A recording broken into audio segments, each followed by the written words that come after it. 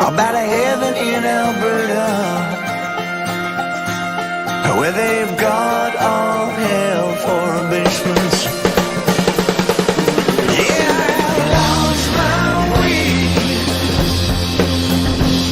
but I hear tell about a heaven in Alberta, where they've got all hell for basements.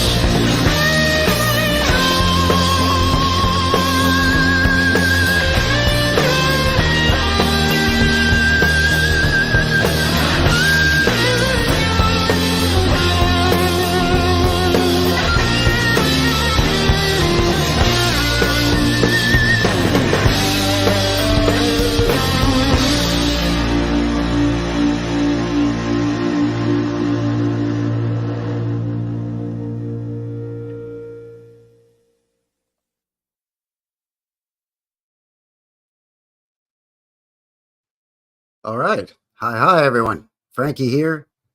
New West Reset. Hello. How's it going, eh? Thanks a lot for shooting in and joining me here for another New West Reset Live. That's right. Episode 29 already here tonight on this Friday, September the 1st. First day of September, 29th episode here, New West Reset Live. 6 p.m. local time, mountain time. Pretty decent day out here in Calgary there, bud. 24 degrees Celsius. Yeah, it's like 80-ish or so Fahrenheit. Not too shabby, not bad. Nice and sunny today. We had a lot of rain last couple days, and it was windier than a chili convention. Chili cook-off? I don't know. Anyways, it was windy here last night and the night before, and it helped blow away the smoke from the forest fires and the wildfires going out get. So that was good. So blue skies, warm day today. Very nice. And of course, the rain helps the fires as well. You don't want just wind, because all that does is stoke the fires, no matter how they started or whatever. That's at this point, that's not the point, right? If you got rain and wind, sure, much better. Anyway, so everything's going pretty good for a guy over here. Still safe, still everything's hunky-dory. How are you? How's it going? Hey, did you know that Canada's the route to Asia? That old story about Christopher Columbus in 1492 set sail the ocean blue or whatever, looking for a passage to India or something, so they don't have to go down under the Cape there in Africa, and the ships getting washed on the rocks, and I don't know, sailors jumping to their deaths because of the beautiful songs of the mermaids or something. Anyway. And, he struck the Caribbean and the Barbados and in that area, and Cuba and all that, and saw the indigenous folks there and thought to him that they looked like Indians in India, right? And, oh, here we are. We're here, and called them Indians. And to this day, indigenous people in North America, native Indians, cowboys and Indians, right? Ridiculous. That crazy story. But there's other dumbasses apparently out there, other stories, that the route to China was if you went down the St. Lawrence River through Quebec. They figured they could get through Canada, eh? Second largest country in the world. They thought they could go from east to west, take themselves a shortcut to find that pass to get through to China. And apparently they hit the rapids just sort of southwest-ish of Montreal. And we can't really go any further. And then they ran into the indigenous, native, Aboriginal, First Nations, Canadian Indians, for lack of a better term, and said, "Oh, look, them there look like the Chinese people. We're here. We've landed in China." And they named that spot Lachine, which is French for China. So how do you like them apples? Anyway, we'll get further into it, but before I get ahead of myself, thank you very much for joining me here. Appreciate it as always. If you haven't already, do give me one of these things. Give me a like or a thumbs up. Helps to push a guy out into the algorithm a little bit. Doing well here, just past 1,200 subscribers. So thanks to all of you. We did it. Excellent. Thank you. Thank you very much. If you haven't yet subscribed, no pressure, but maybe help a guy as he moves towards 1,300 or so. Thank you. Thank you. And if you're listening in, watching, what have you, sound off in the chat. Say howdy. Let me know what's going on in your neck of the woods. Team Heat. Team Heat's here. Hey, Frankie, how's that guy doing there, guy? Oh, she's going pretty good there, bud. Logan's here. Logan Rothrods. Thanks for shooting in. Howdy, howdy, welcome. Turtle's here. Good to see you, Turtle. What's going on here? He's just gravy over here, eh? Just having a quick little safety meeting before the show starts. Title got me excited as a guy can get after at 41 after a safety meeting. See, a safety meeting. Like keep both hands on the ladder when you're climbing the ladder, so on. TPR in the box. TPR. Tartarian Prog Rocker, welcome, welcome. Old World, Michigan. Howdy, good to see you. Thanks to everybody that's watching, listening in, lurking. Maybe you're work lurking. I don't know. Maybe you're in the middle of a safety meeting. I don't know what's going on over there. Friday over here. Anyway, Friday might be Saturday morning for you. Where you're tuning in. So if so, wherever you're shooting in from, thank you very much. Appreciate it. Thanks for taking time out of your weekend and, kind of leading in, kicking off, leading into the weekend. Sounded like a stuttering yodeler there for a second. Leadle. Anyway. Kicking off your weekend, lead up to your weekend, lead into your weekend with yours truly here. My buddy Vince in the house. Good to see you, sir. Good to see you.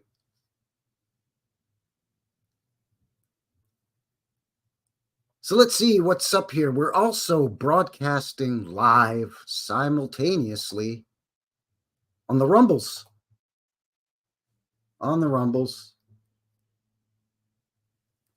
Thanks for all of you for joining me over there on the Rumble. Seven followers or whatever they call it over there.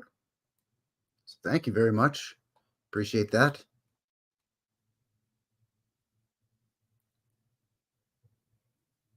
So I thought we'd have a look at Lachine. What I did was I found some of the oldest photos I could find of Lachine, and there's not many.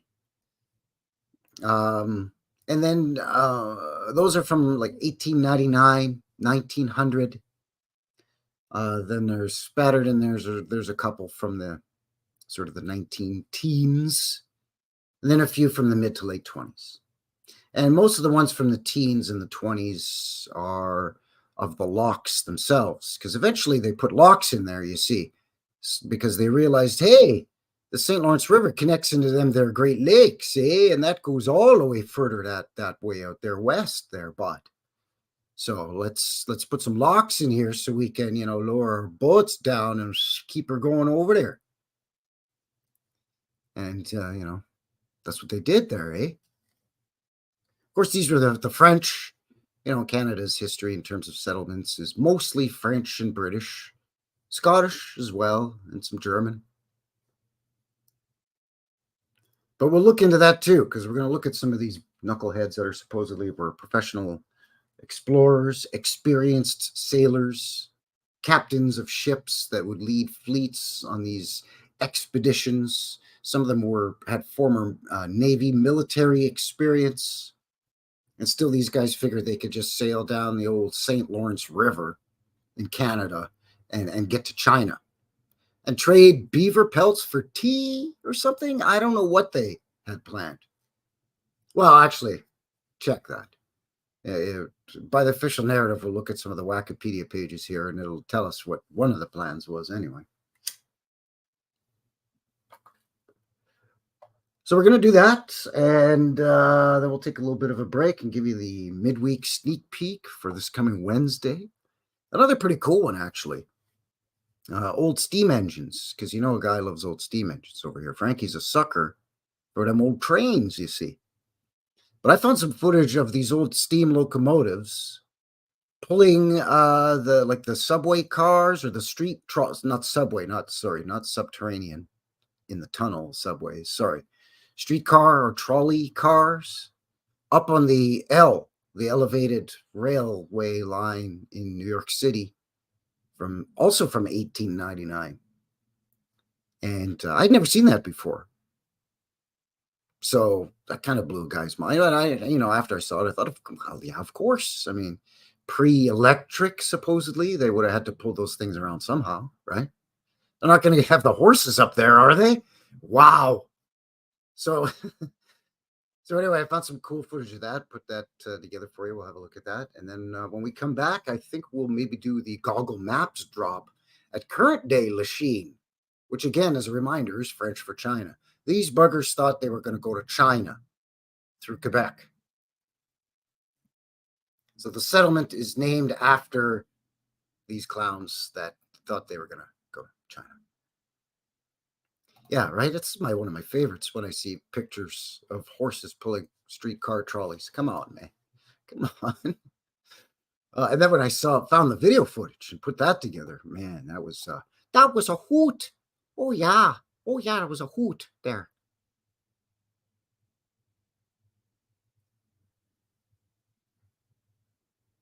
So, very happy that you're joining me here tonight. 10 of you watching on the HooTubes, and nobody over on BitChute, I don't think. No, it says 3 watching. 3 watching on the BitChutes. Wow, excellent. Let me know in the chat, sound off, and say howdy. Anyway, yeah. So let's look at this shenanigan. Oh, by the way, I got a little something here for you. Should I wait? Well, I'll tease it because last week on my live show, I showed you a little bit of something I've been working on, a little funny here, something to do with the nickname, the Frankie Fingers thing. Because it kind of sounds like, a mob guy. Ooh, look out for Frankie Fingers over here, right? So I put together one thing and I played it, but I've been kind of goofing around with it. So, everybody last week got to look at it, but I'll show it again. I'll give you a little peek of what I've been goofing around with, and then I'll show you something else. Boom, boom, boom. What do you mean? Frankie Fingers is New West Reset? Frankie Fingers is New West Reset. What don't you understand about this over here, okay? I'm trying to tell you. Frankie Fingers, New West Reset. New West Reset, Frankie Fingers, okay? So what you're saying is it's the same guy. Yes, it's the same guy, you mutt. I'm trying to tell you. Frankie Fingers is New West Reset. Frankie Fingers, New West Reset. All right, I'll go subscribe. All right. Jeez.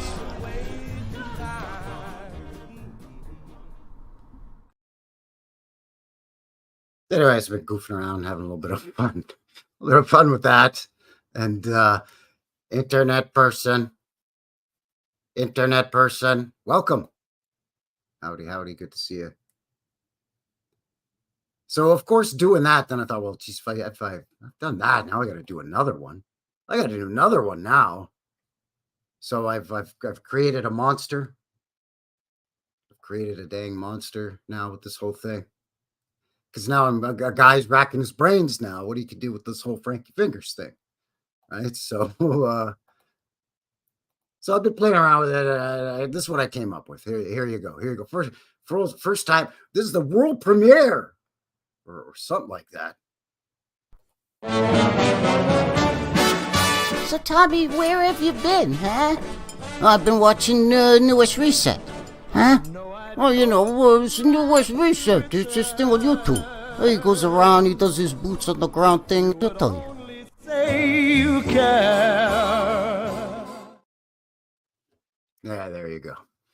There you go. There you go. Funny how, that's right. Funny what, like I'm a clown? Huh? What, how I talk? Anyway. You gotta love the Joe Pesci character in Goodfellas, one of the all-time most terrible villains in movie history. I don't know what's going on, by the way, over at the Rumbles there. I keep having to go over there, and it looks like it keeps, they're getting the wheel or the hinky-jinky glitching over there. I don't know if it's working so well. Because there's nobody watching it now, so they're not enjoying it over there. So if you've got experience over there with the whole Rumble thing, let a guy know what I'm doing wrong over here. I don't know. I do not know. But with that said, once again, thank you very much for joining me here. Appreciate it. So what's going on here? Frankie got in and felt like we were all made men. That's right. Yeah, exactly. Yeah. Just as long as what happened to Pesci's character doesn't happen to yours truly here, that'll be fine. That'll be fine. Yeah, that's right. More footage from my days in the Montreal Mafia. Yeah, they don't sit around and eat, like prosciutto and mortadella on these big sandwiches, or grill some sausages, and have meatball subs or whatever, and pizza. No, they sit around and they eat like smoked meat sandwiches and poutine. Yeah, and instead of names like Johnny Roast Beef, it's Frankie Fingers. Because after you eat the poutine, you gotta lick your fingers a little bit. Get all that cheese curd and gravy and stuff on there. Anyway, quit screwing around. Let's get to it over here. See what is what.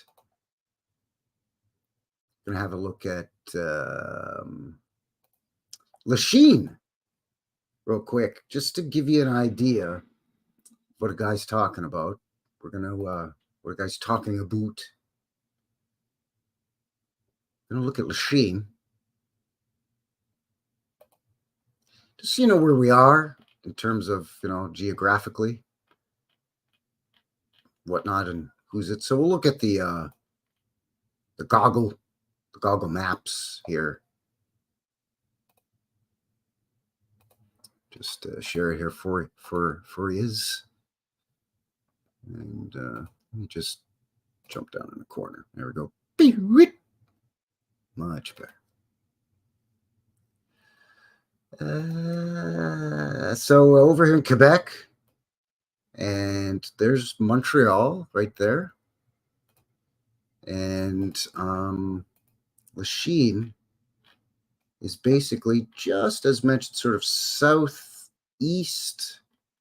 of Montreal, right in here, right where all these beautiful little hearts are. They're just look at that, they're just dancing around there, right there in the mighty St. Lawrence River.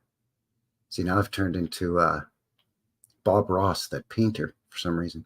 Anyway, this is the area we're talking about, so that's what we're going to be looking at here, is the Lachine, and some sort of the Lachine locks a little bit as well.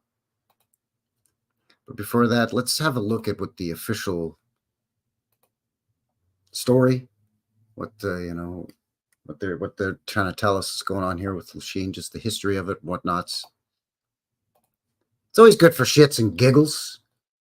Lachine, Quebec, here in eastern Canada, eh? Lachine, French pronunciation, Lachine. Yeah, that's what I'm saying. I already said it like that. Is a borough within the city of Montreal, on the island of Montreal in southwestern Quebec, Canada. So there it is right there. Montreal Island here technically is an island. And the St. Lawrence River, St. Lawrence Seaway. It was founded as a trading post in 1669, developing into a parish and then an autonomous city. It was merged as a municipality into Montreal in 2002. So you can see here, there's the Lachine Canal, and this is the old lock system, and we'll have a look at some of this as well. It's a beautiful old world section of Eastern Canada, absolutely. The first seigneury, I don't know. Côte Saint-Sulpice was granted to the explorer and fur trader René Robert Cavalier, Sieur de la Salle, in 1667, with the first French settlers arriving at the beginning of 1669. Trading post was established, then fortified under the name of Fort Roland. This bastion, there we go, of course a bastion, became an important place for the fur trade. A lot of other enemy countries trying to come in and steal beaver pelts, are they? I guess the seigneury is lordship, so I guess this guy was sort of granted the sort of the monopoly exclusive rights for the fur trade. So they want to protect it, I guess, by the narrative. Protect it from, I don't know who. Wild Indians, I guess. No offense. This is the parlance of the times, of course. And that's part of the stupid narrative. Again, Columbus coming over and landing in, Barbados, Cuba, Caribbean area, and thinking that the indigenous people there were Indians, as in from India. And now here, these guys hit this part of here looking for passage to China. Anyway, in 1689, more than 15,000 Mohawk warriors raided the small village and burned it to the ground in retaliation for the ravaging of the Seneca lands, which was accused having been committed by the governor of New France, the Marquis de Denonville. The Lachine massacre left 80 dead. Okay, it was incorporated as a village in 1848. So it took them a couple hundred years, almost 180 years, basically, before they even incorporated into a village, never mind a town. It became a town, not far after, just shy of 30 years. And a city in 1909. So again, here's the narrative of the booming new world, the expanse westward. 1912, it annexed the neighboring town of yada, yada, yada. Okay, so on and so forth. Okay. Lachine, here we go. Etymology. Lachine, apparently from the French term Lachine. Yeah, it's spelled the same and everything, dummies. China is often said to have been named in 1667 in mockery of its then owner René Robert Cavalier de la Salle, who explored the interior of North America, trying to find a passage to China. There it is. When he returned without success, he and his men were derisively, is that even a word? I've never heard that word before. Derisively named Les Chinois, the Chinese. The name was adopted when the parish of Saint-Anne-de-Lachine was created in 1676, with the form Lachine appearing with the opening of a post office in 1829. So they weren't even a village yet, and they already had a post office? Okay. Sure. All right, I guess. I don't mind that. I don't mind that. Terry's here. Hi, Terry. You forgot it was Friday. How could you forget it was Friday? Friday! Good to see you. Thanks for shooting in. Thank you, Terry. Welcome. Old World Mick Mac. Howdy. You're probably wild Indian. Well, I kind of guessed by the name. Again, I don't mean to offend, right? This is all part of the stupid narrative that Columbus thought he found India, so named our indigenous First Nations people Indians. Yeah, because it looks so much alike. Same customs and clothing and music and food. Bunch of idiots. Like, how do you? It's like confusing, you know, a Swedish guy with a Korean guy. You know, I know it's tough. It's tough to tell the difference.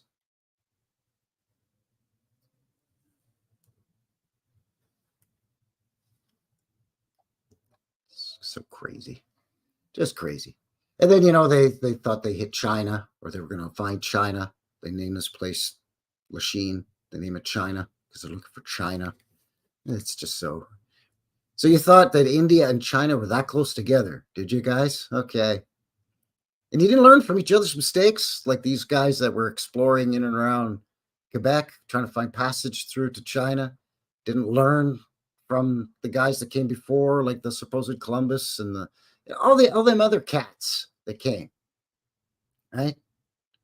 Now, still just bound and determined to find a way through, even though everybody else like, I've been there, man. Like this guy Hudson had been around there already, and he was like, man, I've been there, man. Been there, ain't there? Anyway, moving on here. An alternative etymology attributes the name to the famous French explorer Samuel de Champlain, who also hoped to find passage from St. Lawrence to China. What is wrong with these guys? These are supposed to be well-seasoned, experienced explorers and seamen.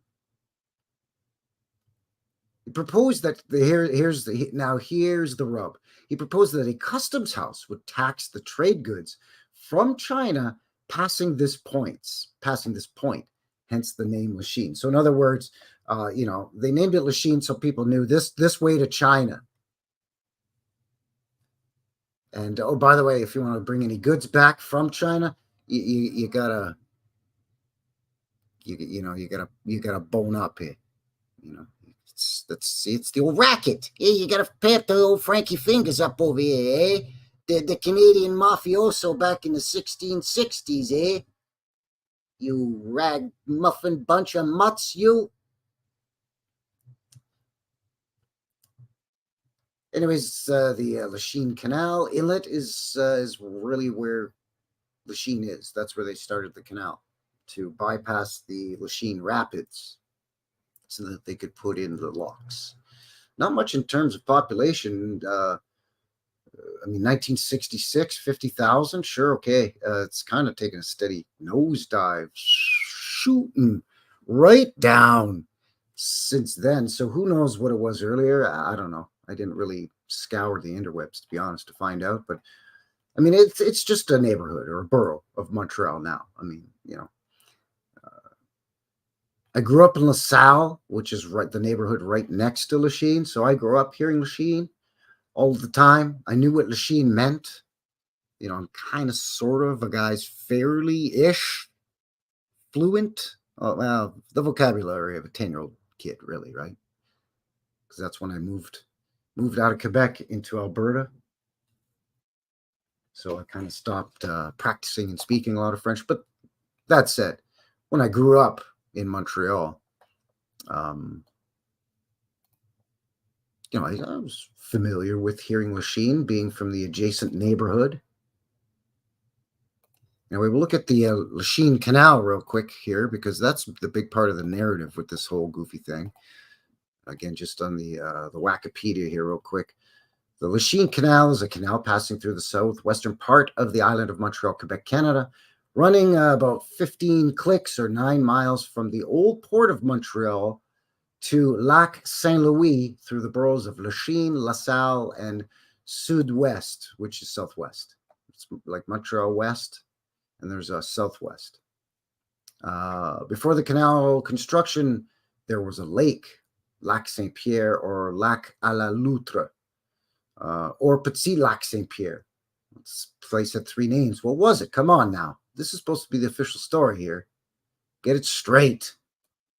The lake and its rivers can be seen on the maps of Montreal in the year 1700, 1744, and on the map titled the Isles of Montreal, as they have been surveyed by French engineers, 1761. The lake is now filled in and located near the Turcotte Exchange on Autoroute 20. All right, so the history here. Here you go.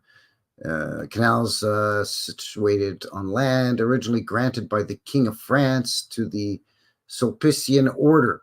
Beginning in 1689, attempts were made by the French colonial government and several other groups to build a canal that would allow ships to bypass the treacherous Lachine Rapids. There you go. Big rocks and shallower, swift-moving waters, and it's a nightmare for a guy to get his boat filled with, beaver pelts through there, eh, bud? It's this, never heard of this, Society of Priests of Saint Sulpice. Yada yada, pontifical right of man, named after the Church of Saint Sulpice, Paris. It was founded. The members of the society add to the PSS after the they don't sound too suspicious at all, but anyway.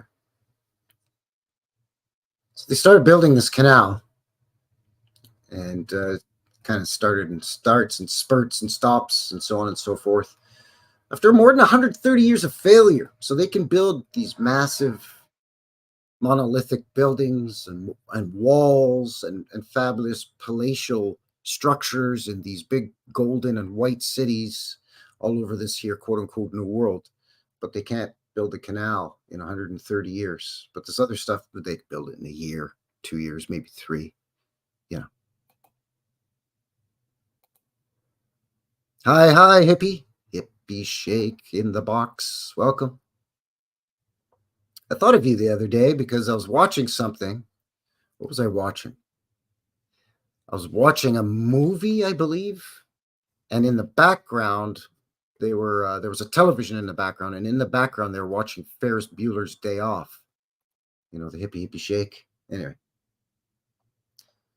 so they failed for 130 years, and then a young Scottish immigrant was successful.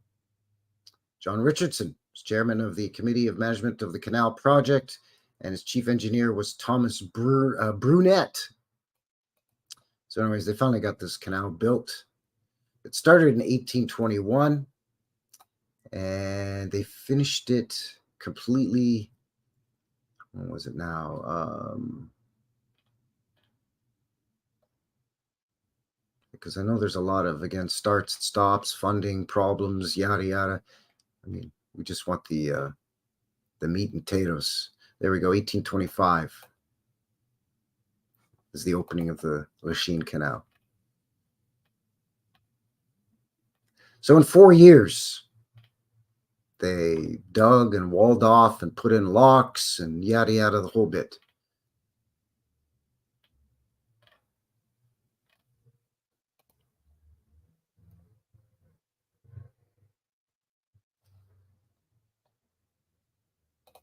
So I thought we'd have a look at some of these guys like this René Robert Cavalier, Samuel Champlain, some of these clowns that have been kind of responsible for the explorations around there, the naming of it being named China. Again, as a reminder, going down the St. Lawrence River into Quebec, Canada, was thought to be the passage to China, or the route to China. So this René Robert Cavalier, Sieur de la Salle, this guy here, he was a 17th century French explorer and fur trader in North America. He explored the Great Lakes regions of the United States and Canada and the Mississippi River. So this guy was basically a well-traveled guy, at least according to Wikipedia here. He's best known for an early 1682 expedition, in which he canoed the lower Mississippi River from the mouth of the Illinois River to the Gulf of Mexico. There on April 9th, 1682, he claimed the Mississippi River basin for France after giving it the name La Louisiane. One source states that he acquired for France the most fertile half of the North American continent. So, this guy had been around, supposedly, had done stuff, right, in his early life. He was from a well-off family in France. His brother was a Sulpian priest. Okay, there you go. So there's where that tie-in comes in. So when he was young, he enjoyed science and nature, so he wasn't stupid. He studied with these guys, the Jesuit guys. So any red flags going up to anybody there in the chat at all? Yeah, Canada's far away from China. Got that right.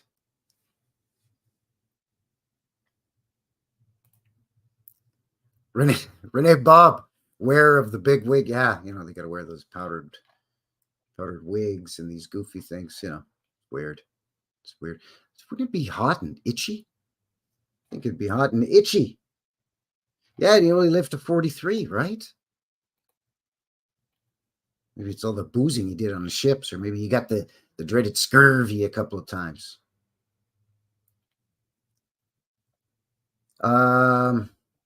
Anyway, so that he took the title with his purchase of Lachine from the Sulpician Order of Ville-Marie in 1667.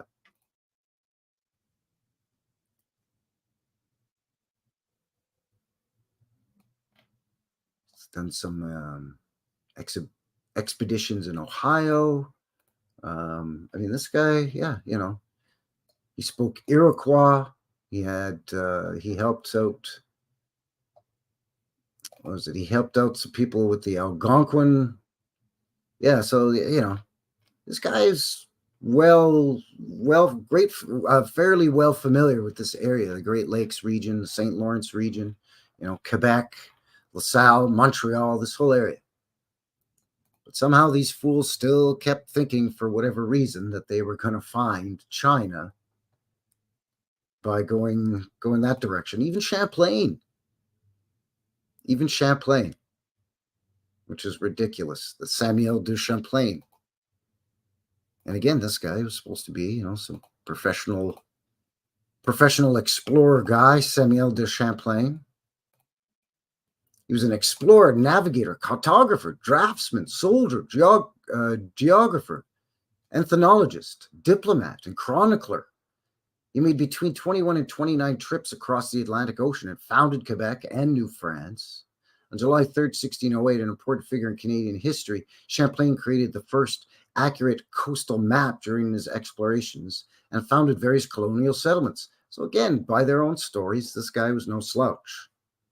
He wasn't just some deckhand who fell bass backwards into the history books, right? At least by what they're telling us. MJL, welcome. Howdy. Good to see you. MJL, Michael Joshua Lewis in the box. Good day. How you going there, mate? Isn't this weird? Anyway, it's enough making fun of the Aussies. So I don't need to have a whole country come after a guy. Aussies, Canadians, we're all the same. We're all a bunch of goofs. So not only that, he was born into a family of sailors, this guy. He began exploring North America in 1603 under the guidance of his uncle.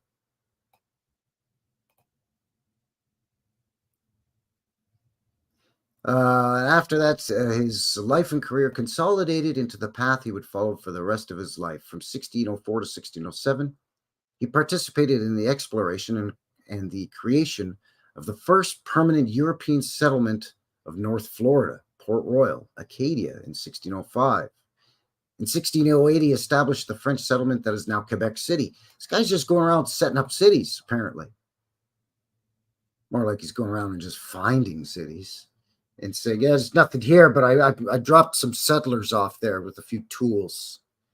And hey, Bernie, good to see you, Crypto Alchemist, Bernie, welcome.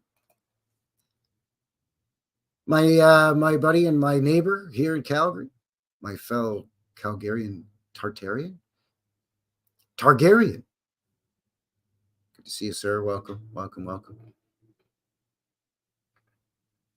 So yeah, this guy again wasn't an idiot, at least according to the books.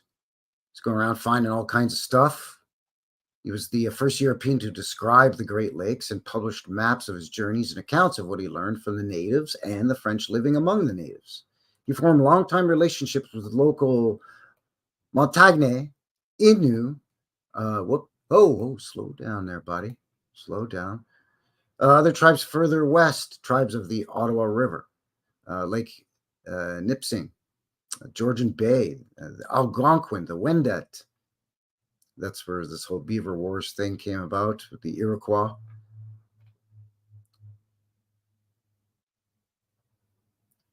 He stayed with some of these indigenous peoples, learned their languages. So again, this guy was not exactly a dum-dum, but he kind of figured that, if you head further enough down the St. Lawrence there, you could get to China.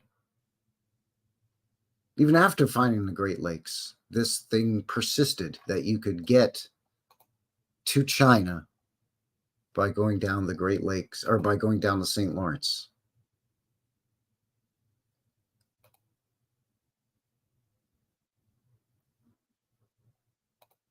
We're just going to have a look here real quick at one last guy that kind of falls into this whole... China's just over there. Where? Just right over there. You mean through Canada? Yeah, it ain't that far. It's about 4,000 or 5,000 miles due west. Just sail through that. You'll get to China. Man, ain't it easier to go under Africa? No. Ain't it easier to try to go up through the Arctic Circle? No North Sea BS. Nope, just go through Canada. Hey, Sherry. Good to see you. Welcome. Thanks, everybody, by the way, once again, for taking a little bit of time out of your weekend to join yours truly here. New West Reset Live, episode 29 here, talking about Canada's the route to Asia. You could get to Canada through China, apparently. Broadcasting simultaneously over on the Rumbles. It's a little glitchy. My apologies to those of you that are over there on their fighting channel. I thought I set it up right. I don't know. I'll look into it. But it's the inaugural voyage over on the Rumbles there for the show. So welcome. Thank you. Once again, if you haven't already, consider giving a guy, a like, a thumbs up. Thanks for joining me, and thanks for helping me here. Yeah, we did it. Reached 1,200 subs. Thank you once again. That's super awesome. I really appreciate it. I'm not just some random knucklehead on the interwebs yelling at half-buried windows. Anyways, let's look at Henry Hudson here for a little bit. This was another guy that was, a seasoned explorer. This guy was an English sea explorer and navigator during the 7th century, best known for his explorations of present-day Canada and other parts of northwestern United States. That was a mouthful. Why did I have trouble getting that out? Best known for his explorations of present-day Canada, Bod, and parts of the northeastern United States. There you go. In 1607 and 08, Hudson made 2 attempts on behalf of English merchants to find the rumored Northwest Passage to Cathay, which is a historical name for China. On behalf of some more friends of ours, the Dutch and East India Company, United and Dutch East India Company. Much like the Hudson's Bay Trading Company, which funded a lot of the explorations into Canada around, Hudson Bay, for example.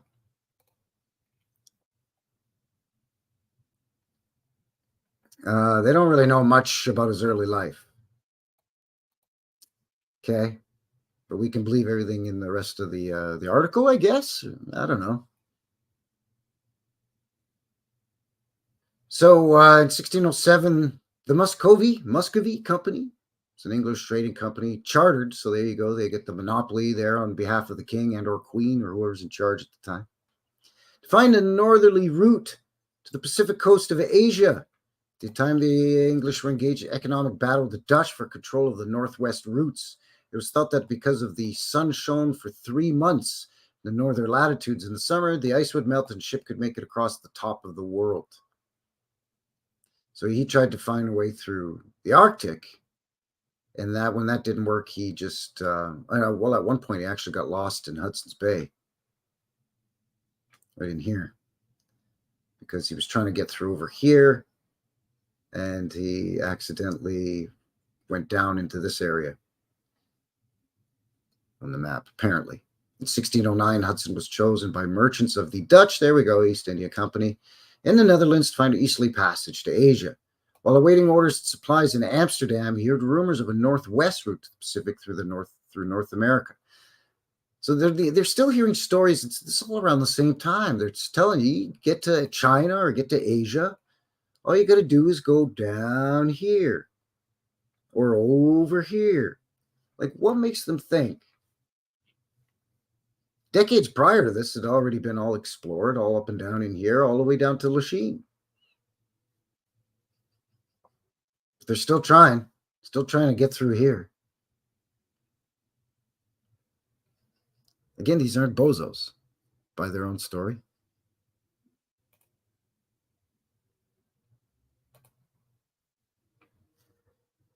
Yeah, well, Moscow.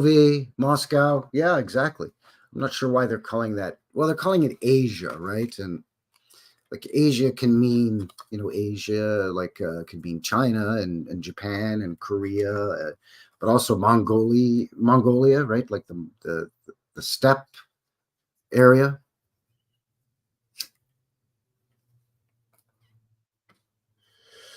India technically is considered Asia. Anyway, so yeah, that's kind of the blurb on these guys. Anyways, he ends up working for the East India Company, the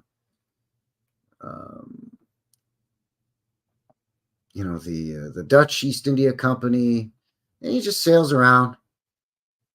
He ends up working for Hudson's Bay, the Hudson's Bay Trading Company.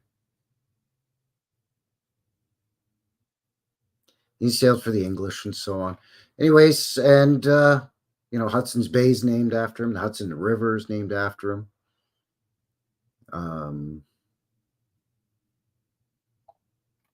So sailing and bebopping all over these areas and all up around in here, and a bunch of other guys going all down in here in Eastern Canada and around the St. Lawrence, all over these areas here, zipping around up in here. And they still, decades later, thought that they could find a way to China. I think Iran is considered, it depends what country, right? Like Iran is sort of, if you're British or English, British.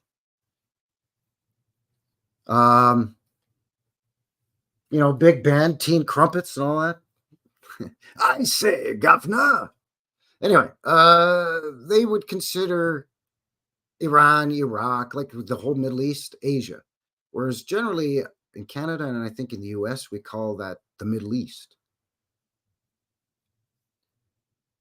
But like northern Iran, Persia, that would be like Eurasia back in the day.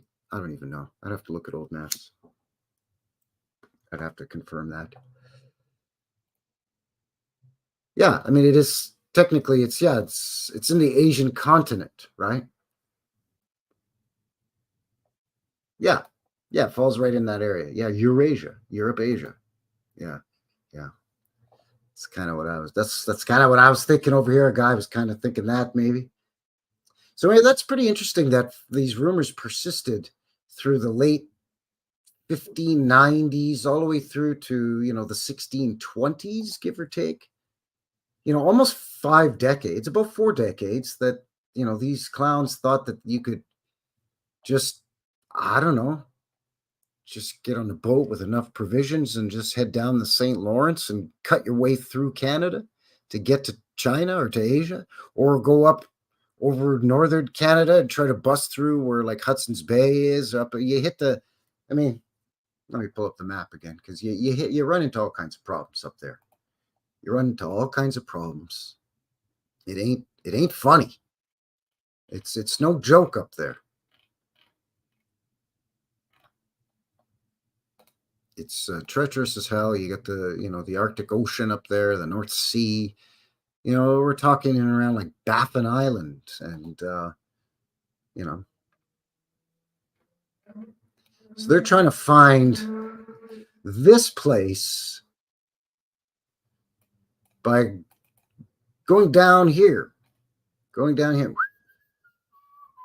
Oh, okay. Let's go this way. Oh, we just keep bumping into land. There's just nothing but land here. There's Baffin Island. I mean, there are like little narrow straits, but not for these big expeditionary ships, 5 ships, 7 ships, Of course, we're looking at a beach ball, but you get the idea. Now, why they didn't just go over here, I don't know. I'm not entirely sure why they didn't just go this way. You know what I mean? Doesn't make much sense to a feller. I mean, I'm just a guy. But to me, that looks wacky. Like, for instance, let me just have a look at something here. Just bear with me for just a moment, a momentary pause. As you hear me clicking madly on the old mouse. Just have a peekaboo at this ridiculousness for a second, because their story is, again, it just doesn't make much sense when you look at it from a different perspective, shall we say. So if we look at it from this here model that we're all sort of familiar with, then, they want to get from here and here, like Europe and, England and Ireland and Scandinavia and stuff. They want to get from here to here. Let me just give this a spinneroonie. They want to get from here to here, right? And they hate doing this. Oh, geez, down here. Very treacherous, apparently. Very bad to go this way. They don't like it. So to go from here to here, they want to go this way, right? So they're thinking, we'll just go along here. We'll just go straight across here. And we're trying to, oh, no. And then, okay, it's got to be over here then. Ah, geez. And then even over through here, oh, we're freezing. Now our boats are freezing. But why not this way? A guy wonders. Like, I'm just putting it out there. I don't know. I'm not a sailor. I'm not a navigator guy. I don't know. But why? It seems to me, if you want to get to here, all this good stuff that you're thinking this is great, this is where you want to go, you got to get from here to here. Why wouldn't you just go here instead of going this way? I mean, I could see trying to go around, I guess, but this looks shorter and easier, doesn't it? Is it maybe because of this? They're having problems with the Tartary? Grand Tartary? Were they having problems with the Tartarians? And they couldn't go through here? These guys were like, hey, what are you doing? Where are you going? Why are you trying to mess around over here? What's happening? Who are you people? What do you want? I don't know. I'm just speculating. I'm just asking. I have no idea. But it would seem to me that if you wanted to trade, if England and mainland Europe wanted to trade with Asia, all this around here, and they wanted to avoid going down this way, it seemed to me they could just go, schooly up to row your boat, dilly don't do, schooly, bippity boppity boo. And there you are. No? But if they were having problems with the Tartars, or whatever you want to call them, on the maps it does say Grand Tartary. So I mean, I don't know. So they're trying to find an alternate, yet still less treacherous route. So they were trying to go in through and just like desperate. Like, any way we could bust through here, please. It's too icy here, so we'll go here. No, that's a dead end. We'll go here. No. And at one point, they even named the place the French name for China, Lachine.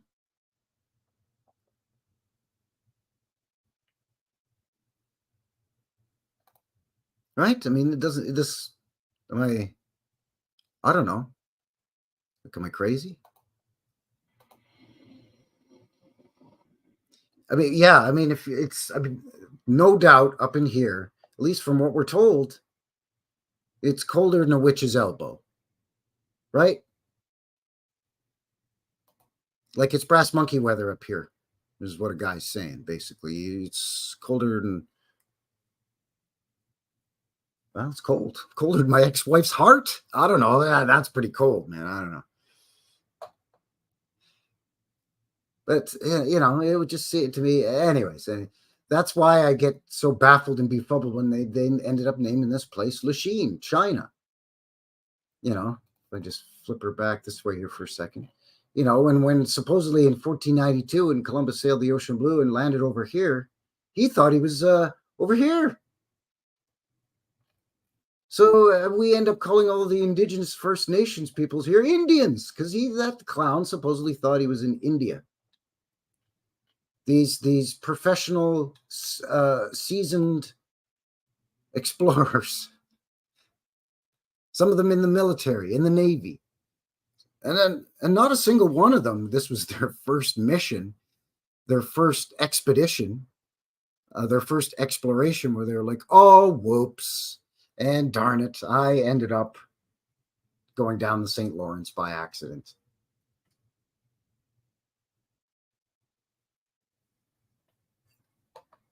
Yeah, maybe they were looking for something else. I mean, this is just I mean, it's easy to name a place Lachine in French and say China, and then come up with this crazy narrative that they're trying to find a route to China. And maybe they were trying to find Hyperborea, or maybe they were trying to find the new lands, the outer lands. And they tell us that North America is the New World.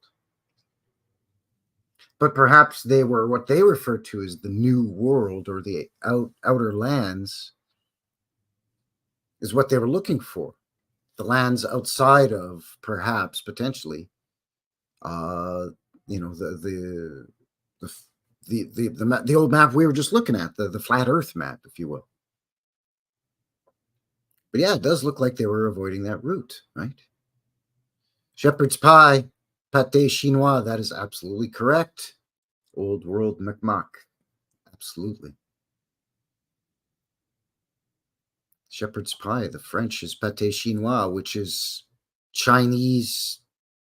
Pâté isn't even French for pie, though, really, either. It's like tarte, tortière. Pâté is pâté. It's, you know, like goose liver pâté. Finely chopped foie gras.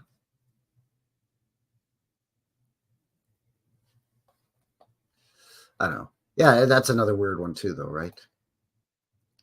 That, yeah, apparently the French word for shepherd's pie is pâté chinois, or Chinese pâté. I don't know. Doesn't make any sense to me. So anyways, I thought, what are we running at here? Coming up on an hour, right on the button. So I think what I'll do is I'm going to take we're sort of mid-show here. We'll take a quick little break. And I'll give you a sneak peek at the midweek. And then when I come back, I'll have a look at some pictures. And we'll do the quick Goggle Maps drop, looky-loo thingy as well, and see what's what. So this is going to be what's coming up for your Wednesday midweek. And as mentioned, this is a pretty cool old video as well of the steam locomotives pulling streetcar trolleys up on the elevated line in New York City. And again, this is also much like the photos we're going to look at here coming up. This is from the same time period, 1899, which I thought was pretty neat. Where is the dang thing, though? Excuse me. Technical difficulties here. What is going on? Can't find the darn thing now. Oh, there it is. All right. My mistake. Excuse me. So again, it's not long, just a couple minutes, and I'll be right back.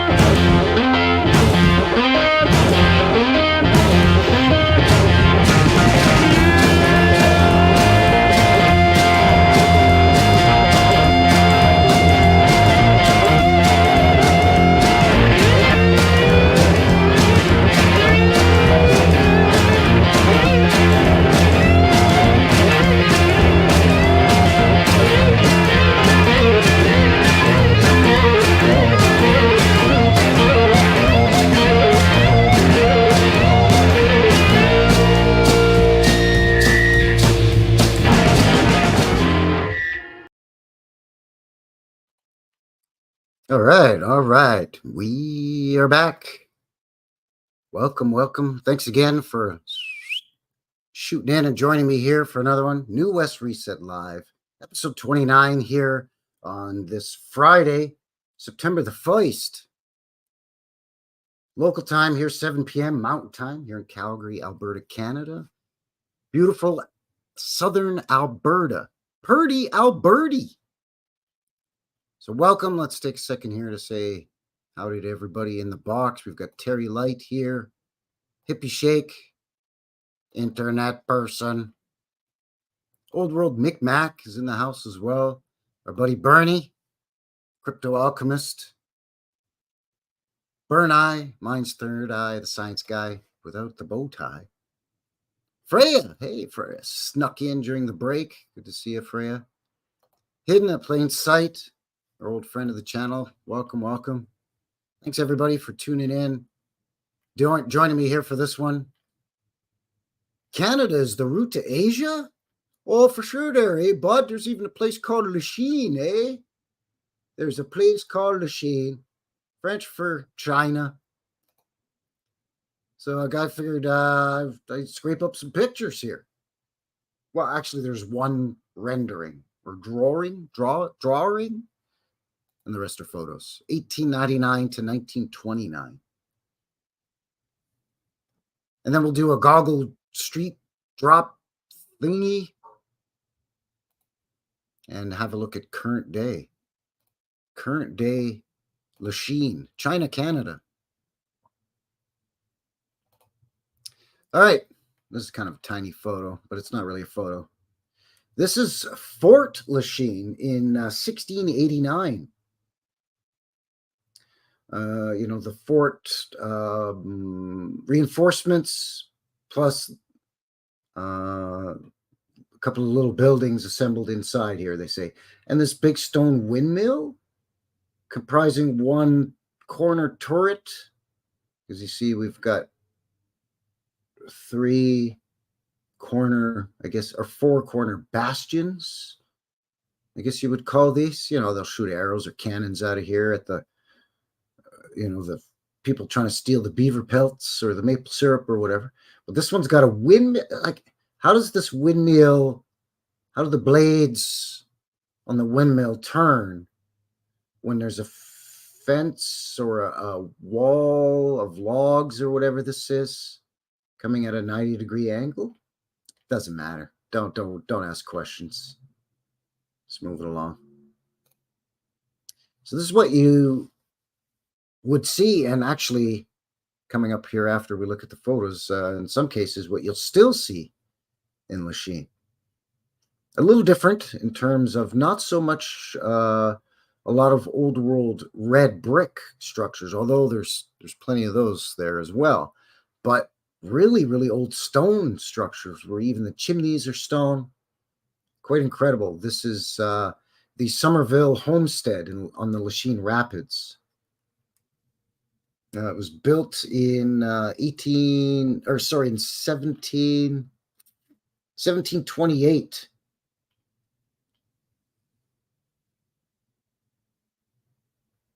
And it was enlarged by Alex Summerfield in 1809. Looks like he may have added on here with these dormers coming out of the roof. So roof. Anyway.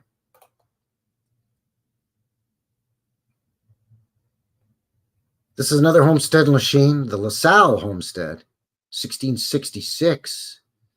But apparently the old chimney is from Champlain's Fur Trading Company in 1615.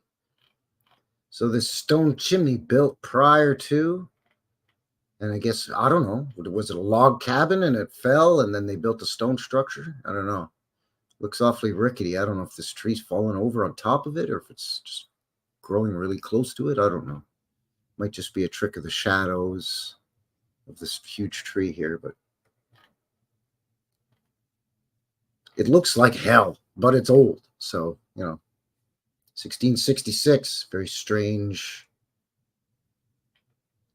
year, date, number. Yeah, oh yeah. Yeah, absolutely. That's right, Terry. China is known for its windmills. not the Dutch like you would think. This is a Lachine Road here. This is just a beautiful stone bridge. Again, not brick, stone bridge. Going over part of, I'm not even sure what river or creek or whatever this is. But anyway, I just thought that was a really neat shot.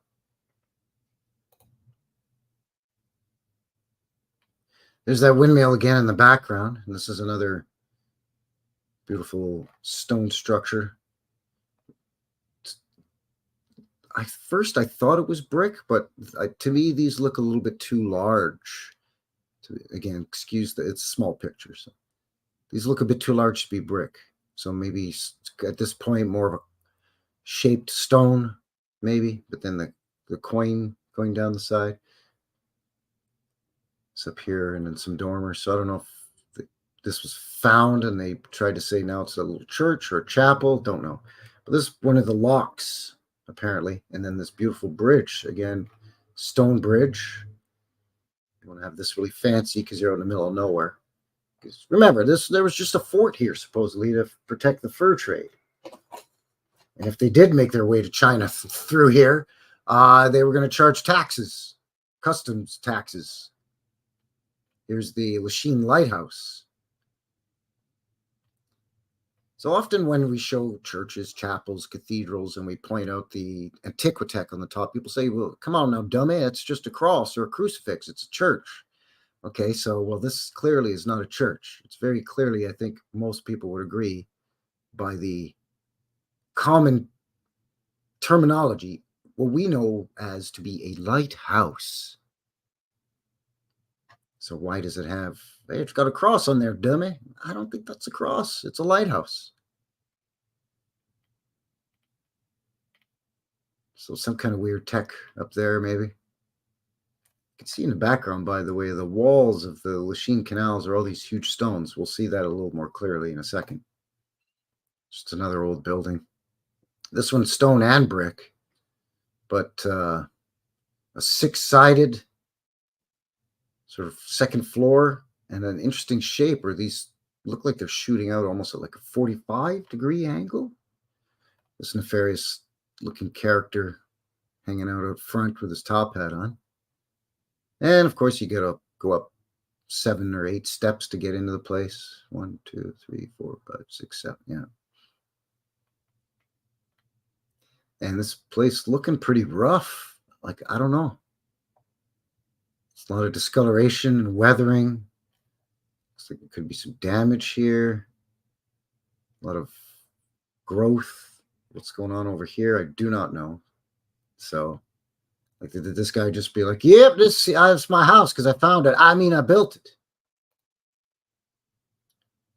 This was the hospital, the Roman Catholic hospital in Lachine. Love the gingerbreading and the details up here with the keystones and then the detail on either side. Again, sure, you got, okay, here, if you want to say, well, it's, you know, it's a church hospital, so, you know, it's going to have a cross, sure, but then what, you know, get some other mysterious looking techie stuff up there. Again, a small photo, I apologize, but beautiful detail along the top here, arched windows. And yes, again, brick and stone, but now down here you've got, excuse me, lady. Is that what you call a handsome woman? Anyway, these look kind of funny down here. Awfully low.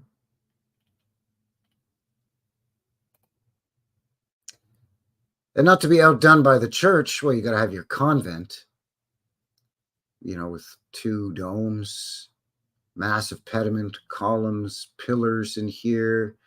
Looks like pillars around the domes. Tech, giant statues up on the roof. Now, this, again, as a reminder, this is not in Montreal, where there's supposedly tens of thousands of people at this point. This is 1890. You know, this is Lachine. Never been more than about 50,000 people, and there sure as hell wasn't any 50,000 people here in 1890, or at least so they say. But just a massive structure, convent. Big stone wall here out front. Not exactly easy to build.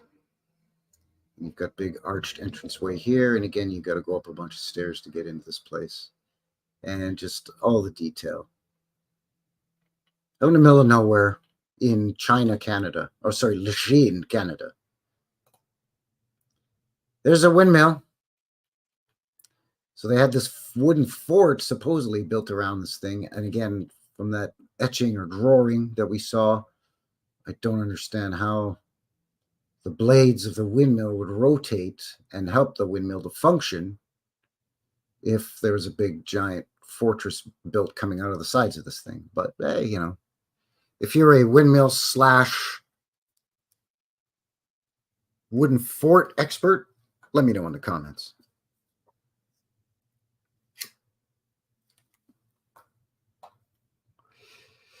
Yeah, in the States, they would call that an insane asylum. Well, we had insane asylums up here as well. We had, you know, the Nut House, right? Alberta had one. It wasn't in Calgary or in Edmonton, actually. It was up in, and still is up in Ponoka, I think. It's sort of halfway. And I'm sure there were others. We had the TB hospitals and all that, and, you know, the insane asylums. And that convent definitely looks like, I mean, if they were to say that this was the, you know, the Quebec provincial, you know, the Royal Quebec insane asylum, I'd be like, sure, you know, you just take the crosses off the top here, put up your flagpoles instead or whatever. And sure, he designated a nut house for sure. So here's some of the canal. Now this is in the winter, okay? So in the fall, just before winter hits. So you're starting to see some ice and snow already, and the water level is quite low here. But you can see these massive stones here. This is on both sides. There's stones here too. Big, massive stones. Just huge. And of course, by this point, this is around 1900, 1905. You're getting some industry coming in along the canals, of course. It's got a barge on here, it looks like. But, your smokestacks, your big factories. And now we're really seeing a lot of what they say due to the rapid growth of the area. Now we're seeing the transition from stone buildings now to these red brick buildings. But a lot of them still have stone lower floors, or this one even looks like stone. And then they built on top of it, maybe. But some funny low windows all along here, too. And, it's starting to get big.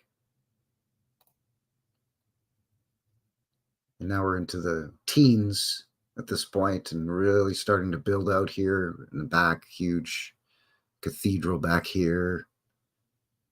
Whatever this big thing is with a cupola or maybe a dome on it. This big giant thing.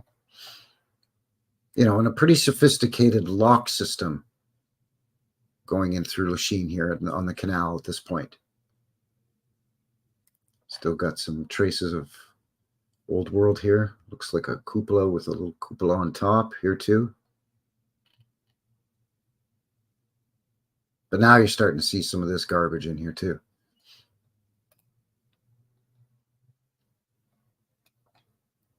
Massive flour mill here. And this, I think, again, I'm sorry, when I blow it up too much, it's very pickleated, but this to me looks like stone rather than brick. It could be brick, but big, huge building here. This is definitely brick, but again, this lower portion looking like stone. Got a whole bunch of crap piled up in front of what looks like an old arched door, arched windows all in this. So it's starting to get really built out. You can see in the background here.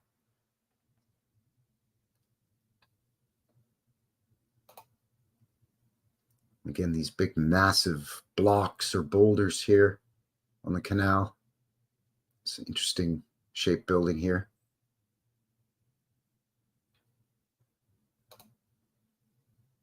Some more of that stone all along here too. It's all stone.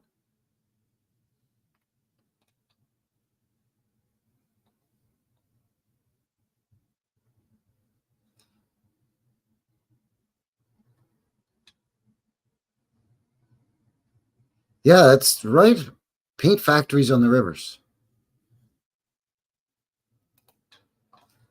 If you have some kind of big industrial paint accident, don't worry, the river will wash it all away. It'll be fine. Yeah, you want windows in your flour mill to blow the flour around. Yeah. Lots of big arched windows too, with the transoms on top, so you can get the draft going in there and blow all the flour around. I mean, at this point here too, now you start to see slightly more modern stuff. But again, even with this big smokestack and what they're saying is some of these flour mill factories and stuff, just the gorgeous detail all along here, just beautiful. And it's just a factory, man. Like, why would you don't need this. It's beautiful. I'm glad you did it, whoever did it, but you don't need all that for what they're telling us is just a big factory. Again, some little windows here, stone, brick. Some nice little details. This is very interesting. Looks like it's all boarded up. Or black paint on the windows. Sometimes they would do that too for some stupid reason. It's from another angle. This thing's just a behemoth. Huge. It was way down there.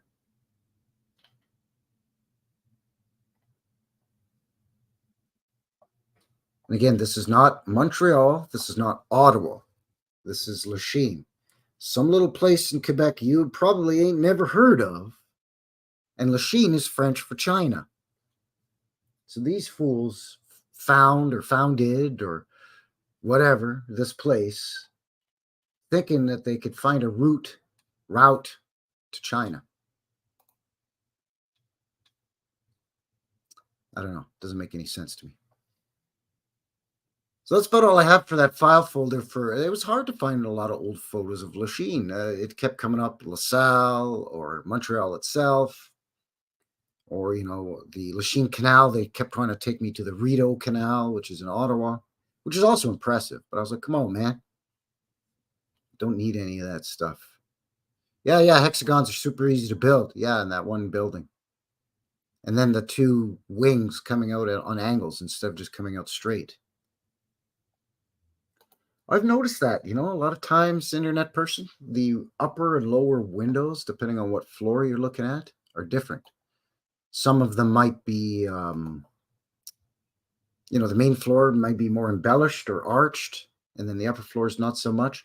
Or oftentimes the top floor row of windows are really embellished and super fancy, but it's up on like the 28th floor or something. So you're like, who's going to be able to put their ocular sphericals way up there without crossing the street to look up? Doesn't make sense. Doesn't make any sense at all.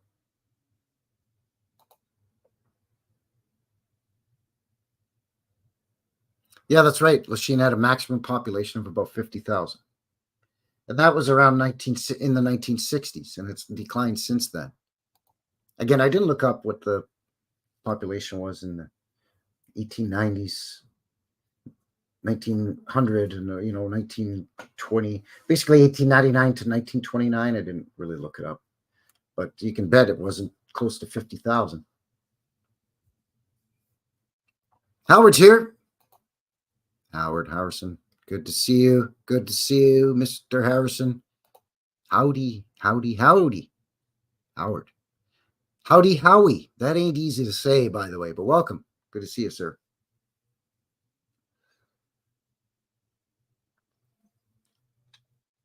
Once again, if you're just joining me here, New West Reset Live, episode 29. Here we're looking at Lachine in Canada, in Quebec, Canada. Canada's the route to Asia. Apparently, they thought they could sail down the St. Lawrence past Montreal Island and find a route or a route to China or to Asia in general through Canada. And when they couldn't get past the Lachine Rapids, they pretty much threw in the towel, and that area became known as Lachine, which is French for China. So are you in Quebec as well, Old World Micmac? It's actually Mi'kmaq, but you know what I'm saying. We're also streaming live simultaneously over on the Rumble. So thanks to all of you joining me over on Rumble as well. Howdy, welcome. Good to see you. Thank you very much. So yeah, guys, going to open up the Goggle Maps here, and we're going to have a look at at Lachine, and it's just some of what I'm going to show you. Some of these buildings are just absolutely a sight to behold. They're absolutely beautiful.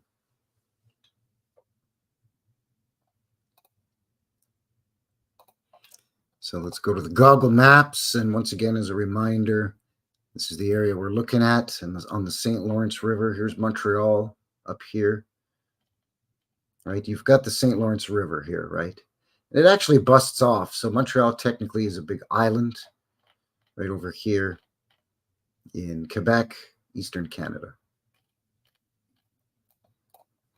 So let's drop down and have a peekaboo.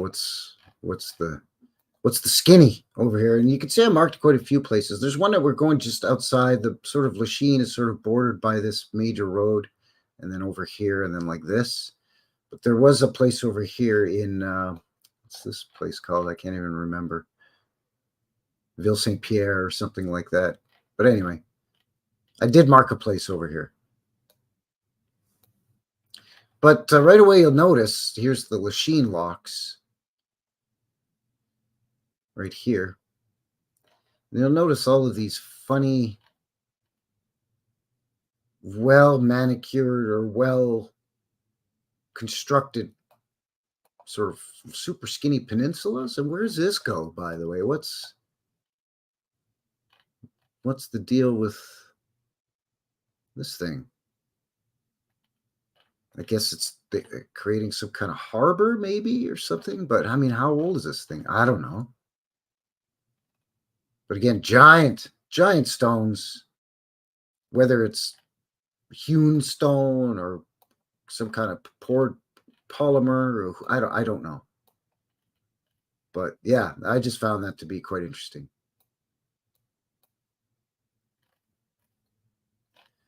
So before we even head across into Lachine proper, just before we cross over the bridge here and past the locks, just want to kind of look at a couple of places in here, just to give you an idea of what we're looking at. And just to kind of warm you up a little bit. Now, these are some of the homes that we're seeing here in Lachine. This technically is still considered Lachine. Beautiful brick homes. Look at this one back here. Brick with the conical dome. Big tech on top. Got a nice stone house here. Look at this thing.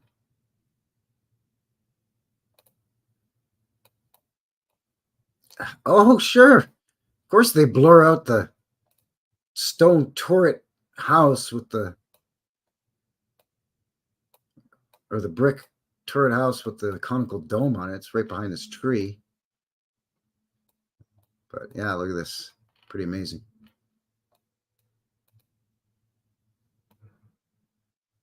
There's another one. Some peekaboo down there. Hello. It's not massive by any means, but I mean, you know, it's these little houses, but you know, you got to have these big conical domes on them, apparently, build them out of stones or bricks. So I thought that was pretty impressive, actually. Anyway, let's go over here first to this. Sorry, I've gotten turned around now. There we go. I'm going to show you this. So the railway bridge here. This is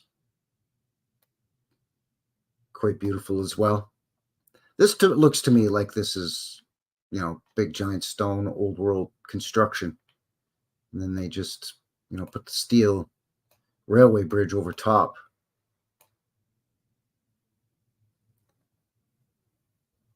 This to me looks more modern, but they tried to match it to this. But this to me looks more aged and weathered. And these are different sized stones too, to fill in some of these gaps and angles. Whereas here they're uniform. So, but you can see here different sizes of these things to fill in. Some of these are under the arch there.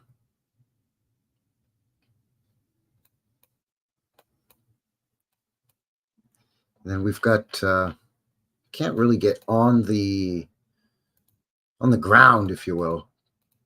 But there was, where is it now?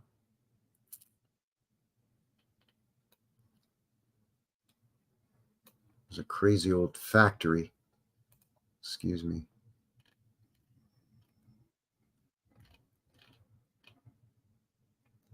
Is this it? No. Well, I mean, this is suspicious. But there was a big one. I thought I marked it, but I guess I didn't. Yeah, I thought that bridge was very, very impressive. There was a massive factory somewhere over. Oh, here it is. So now we're into Lachine itself.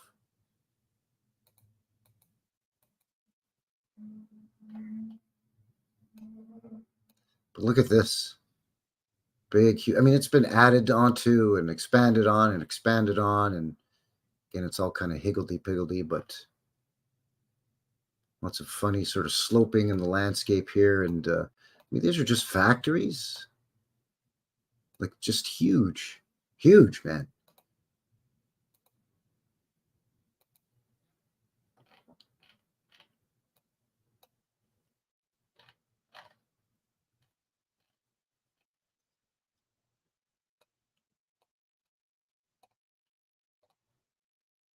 Look at this place.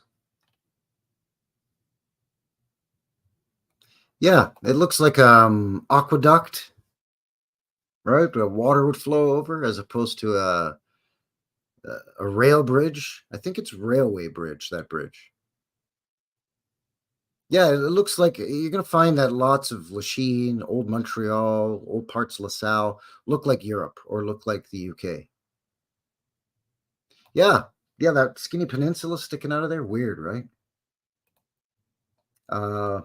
Old World Mi'kmaq saying that Montreal was originally called Hochelaga. Hochelaga?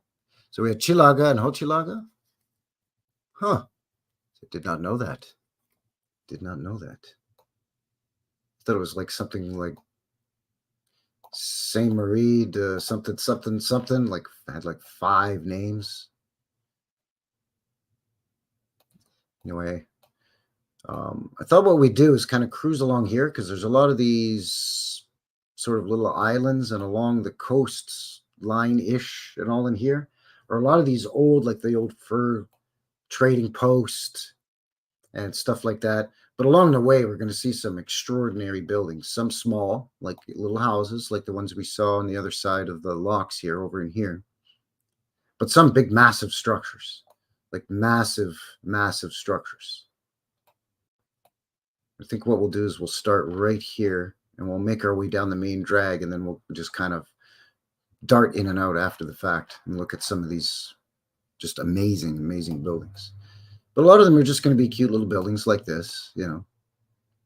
And there's just as many stone buildings along here as there are red brick buildings. And often it's a combination of both. So these, at one point, I want to say were probably, to me, this looks like it used to be a store or something, and it's now been converted to a residence. But I'm not entirely sure. These are new. But I think you just caught a peek in the background of where we're headed. But lots of this sort of thing here as well with these funny little... We see this all over the world. We see this even just 2 blocks from where I live in my neighborhood. One of my earliest videos was looking at a building that looked like this, with windows that look almost exactly like this. And as the ground slopes upward toward the back of the building, the windows get smaller and smaller and are different sizes. So who would build like that? If some vandal or some idiot or some horse and buggy or later some car came flying down this hill and it's covered in ice, because after all, this is Quebec, and they go out of control and hit the side of your building and break these 3 windows, you can't just order 3 of one size.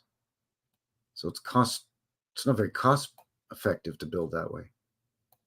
Just want to show you here in the background some of the stone all along the walls of the canal. Stone structures here. Stuff like this one right here across the street.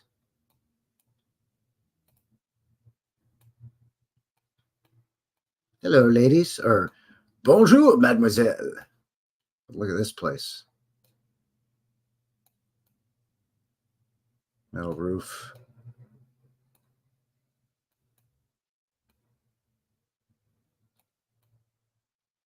Look at this. Looks like Nolans. Built in 1909. Sure. Okay. Maybe that's when you busted out these windows, change them to doors, and put these little balconies on, maybe. Just impressive, nonetheless, no matter how big or small. Whether it's stone, like this, or brick, like this. Very, very impressive for this little town that sprung up because there was a fort to protect the fur traders and because they put the locks in here on the canal. So as a result, well, you know, you're going to have the guy running the locks, so he's going to have to live here. And I guess by their narrative, then, a little town eventually springs up. A settlement is put in here by some French aristocrat.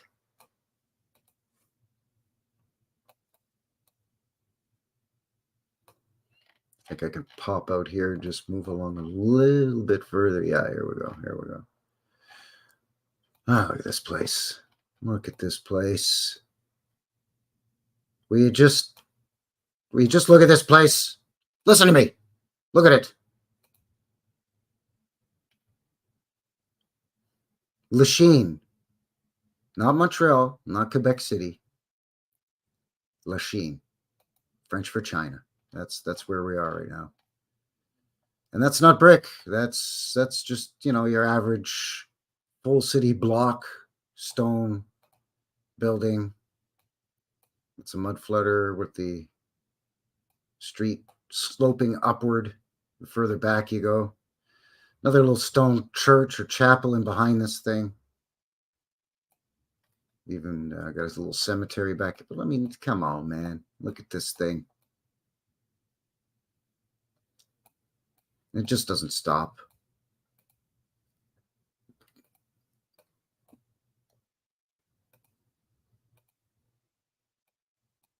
Across the street too, like just everywhere you're seeing these old stone buildings, stone walls, stone fortifications. Again, quite a bit of brick, but stone, stone, stone.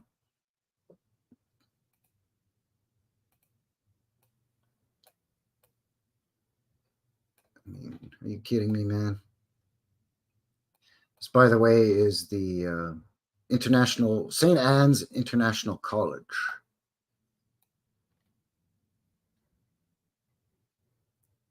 I just don't even know what to say.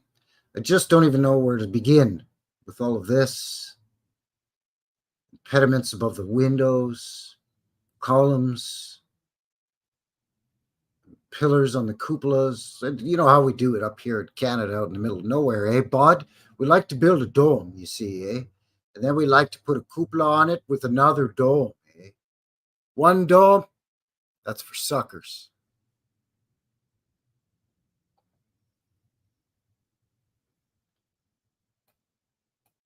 And again, it just keeps going on and on.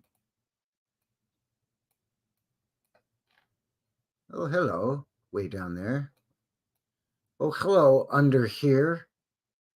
Is that how you do that now? Is you put a door here so that you have to have a veranda up off the ground, and then you have a window? Sure, okay. Got some ether fencing up there, all of these dormers, all of this stone. Again, it's just, even if it's brick underneath, and they just slathered all this stuff in goop and put the stone on top. Still a monumental task. And then you got to make all these stone walls and fortifications. You got all these other stone buildings in the background. Come on, man. I mean, they're just getting silly with it. Well, yeah, and then you got to build your canals out of stone.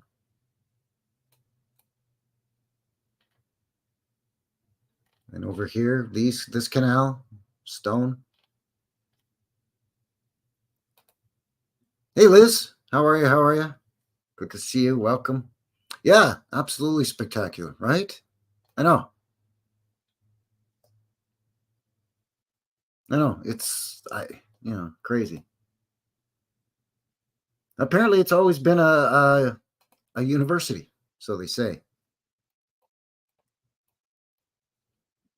Anyways, let's go around the corner here and have a look at this chapel. But first, let's look at some of these beautiful buildings with the big pillars up front and the nice detail in with the stone inlays. It'll have some crest-shaped medallions up there. Oh, and by the way, have you noticed that we've been going along a cobblestone or brick road, by the way?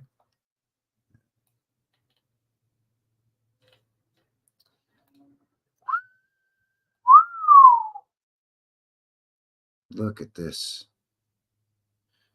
Well, not quite 3-month building season, but close. Close.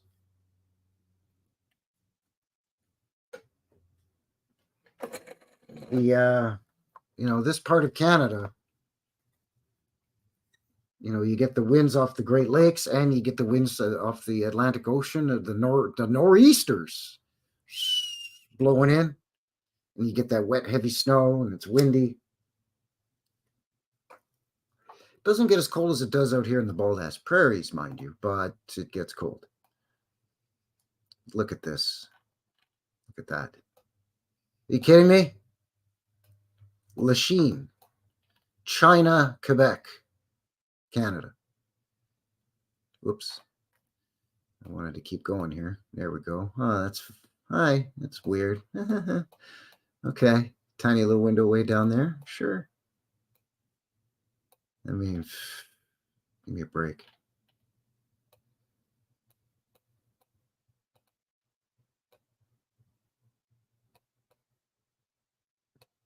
Like, just exquisite. Exquisite, I tell you. I mean, even done by a damn site. Here's an old school. Not quite as mind-bending and saliva-inducing, but still quite lovely. With this herringbone design and the brickwork, forming a diamond symbology in the middle here. Keystone. Not sure why the windows are all bricked in like that. Originally, it would have been like this, I would imagine, right? But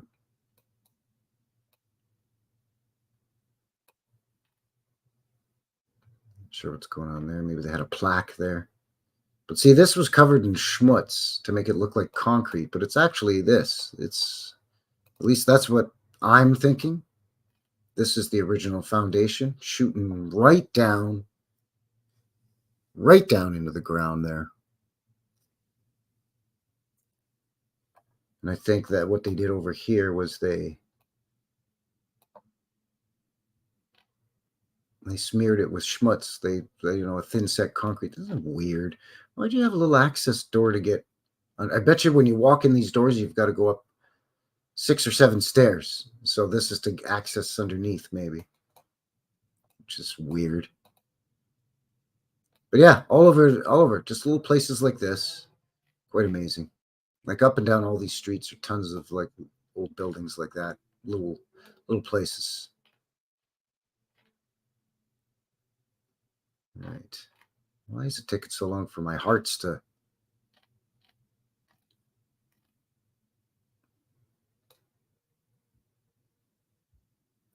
This was the municipal building.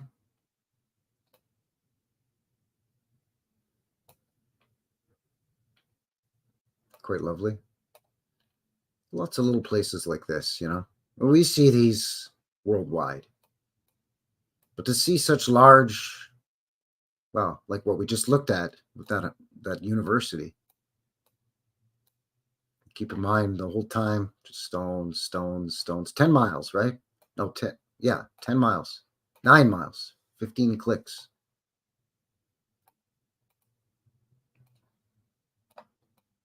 This is just somebody's house, y'all. Yeah, I'll just build mine out of big stones. Put a metal roof with some metal dormers.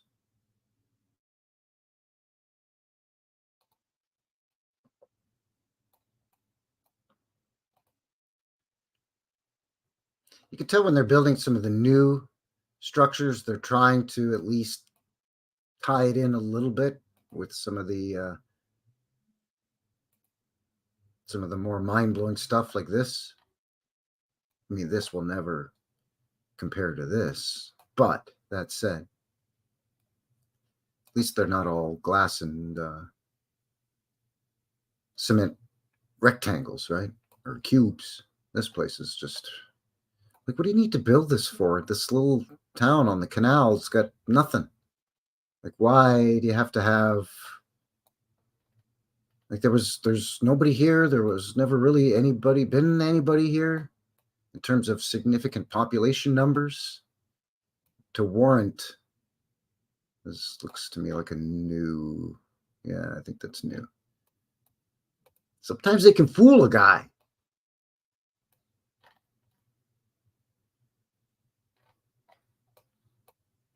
Anyway, how we doing in the chat? Yeah, some of these are, they're not massive, but, million bricks, 2, 3, 5 million bricks.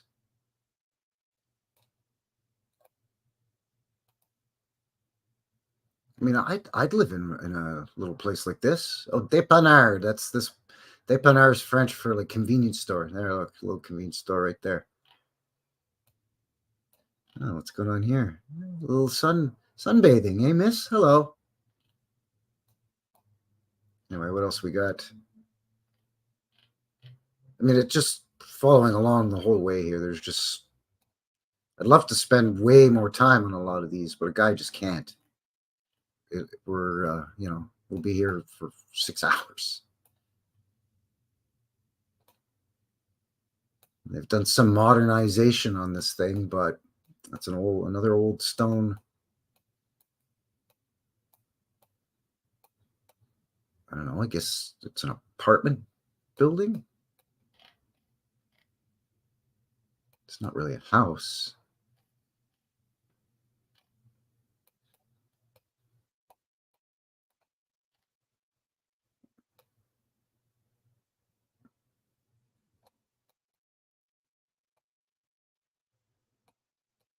That looks new to me. Yeah, that's modern. But this ain't modern. It's like there was just an overabundance of stone and brick, and they just thought, well, there's nobody here. There's just a canal and the locks, but we'll just build out this giant little walled city made out of stone and brick for less than 50,000 people, even current day.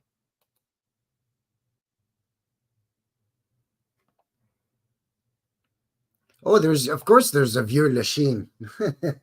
old China. Yeah, there's a Vieux Montréal, Vieux Quebec, Vieux Lachine, apparently. That's right, an old Lachine. Yeah, that's kind of what I'm thinking, Freya. The remnants of the old world, pockets that survived a realm like cataclysm. Population must have been massive when we find these pockets everywhere. Like at one point, this probably was part of what we now call Montreal. But by the narrative, it's just this little town that sprouted up separately, all on its own for its own little reasons. The locks for the canal. What's this place? Just a house. The Brassard house. These little windows that they've closed off to put vents in for some reason. So they'll always tell you, oh, they had to put windows in for the basements or the crawl spaces before electricity to let the light in so they could see down there, Frankie. Oh, okay. So then after they got electricity, they just bricked them or blocked them or boarded them up because they want to jack up their electric bill? Is that what you're telling me? Yep. Okay. Venetian shells up here. I mean, not like a New York City Fifth Avenue mansion or anything, but still rather stately for rural Quebec, Canada. Pretty exquisite stuff.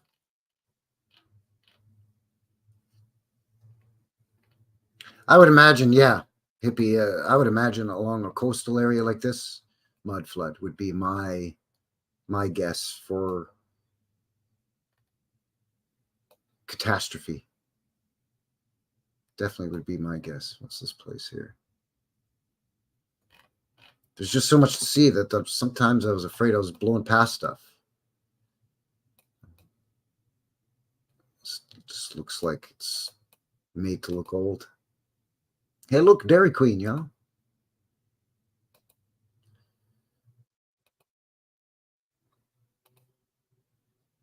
Yeah, this place too.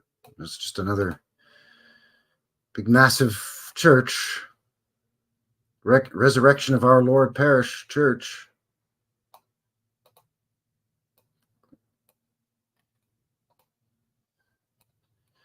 Zamir, does it look like it's missing the tippy top spire has been, I mean, it's been, you know, circumcised or whatever, castrated.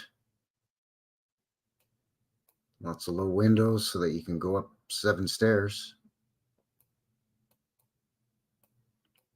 Just all over the place. Remnants of the walls, the fortifications, the stonework. Just unbelievable. Just out in the middle of nowhere in Quebec. Even by modern traveling standards, not that close to Montreal, really. It still take you a bit, you know, to get to Montreal if you're driving.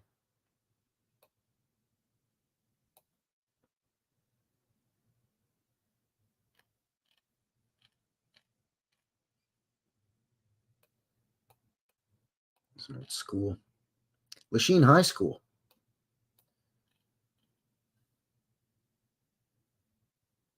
Some kind of scrubbed cartouche or crest there, but you can still see the fancy work along here. Brick and stone, massive building.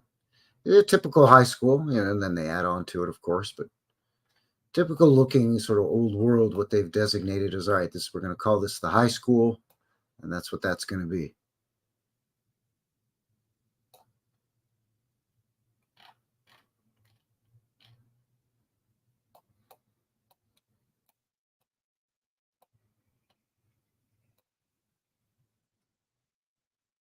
You know, just your average little Canadian house in the middle of nowhere. Not sure what's going on here with this. Yeah, what's this deal? That's strange.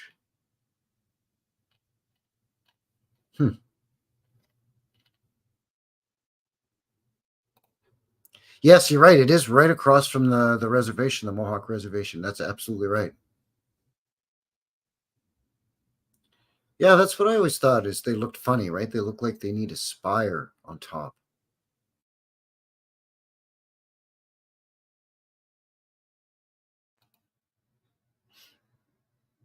Oh yeah, we got Dairy Queens everywhere up here, eh? Got Dairy Queen and Timmy's up here.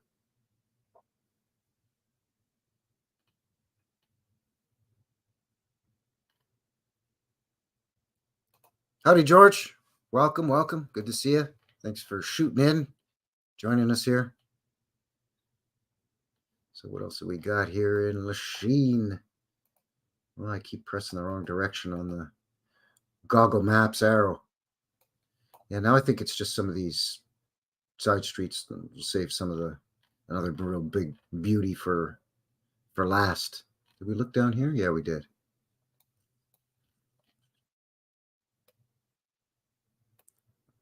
This is College St. Louis.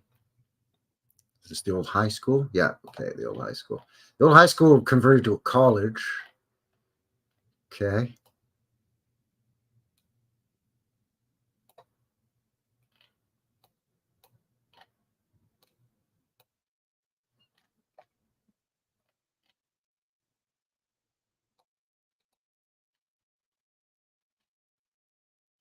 Oh yeah, here we go. This was the old post office, if I'm not mistaken. But pretty fancy up there on these columns.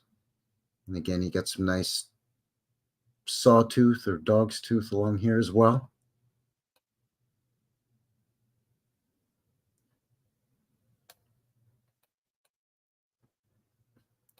You know, obviously some have seen better days, and like we could basically just stroll down this street and you see just like any other little sort of small old world looking main street in any little town in USA, or as I've shown in this channel countless times, anywhere in Canada too. You know, Moose Jaw, Drumheller, Calgary.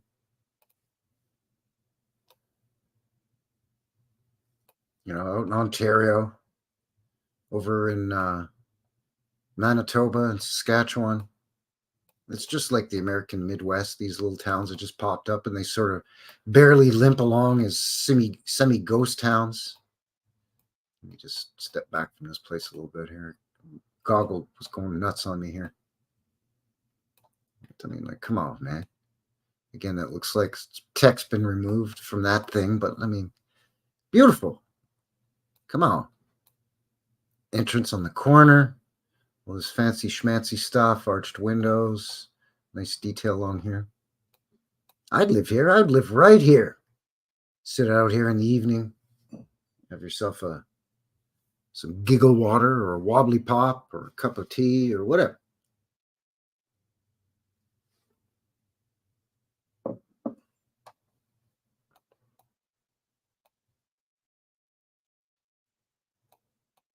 Did we look at that? We must have looked at that.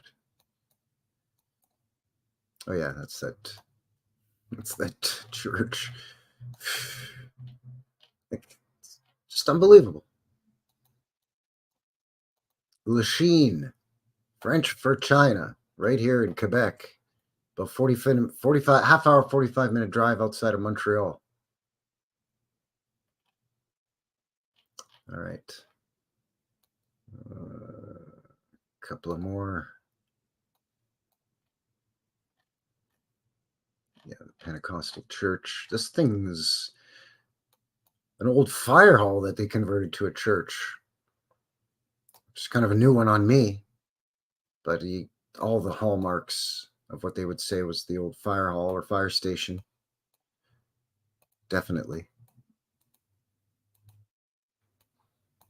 There's your lookout tower / bell tower. Ding, ding, ding. There's fire over on 6th Avenue or St. Pierre Street or whatever.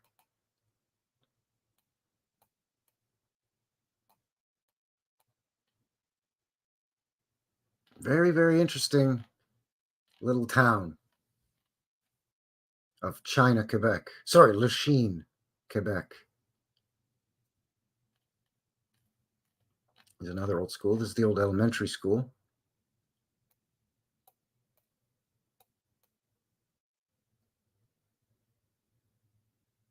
Look at this. Will you look at this? Just look at it.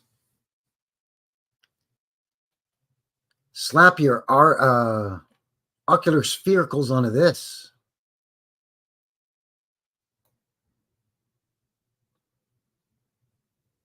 Because that's easy to do for an elementary school out in the middle of nowhere. You're just going to build it like that. Just, because you got the time, the resources, the man hours. No problem there, bud. Well, for sure, me and a couple of buddies will whack this out in a few months, eh? I've already been doing some hankiness with it, closing off some windows or bricking in some windows. Yeah, this is like quilting almost with the brick. Argyle bricks. There you go. That's a new one on me, folks. A new one on me. Oh, Moose Jaw was fun, eh? The Tunnels of Moose Jaw. That was a good show. Yeah, I think what they do maybe is they knock off the remainders of top floors. Let's say, like this one's, 3 floors, let's say. Right? Not including the basement or whatever you want to call it, 3 floors.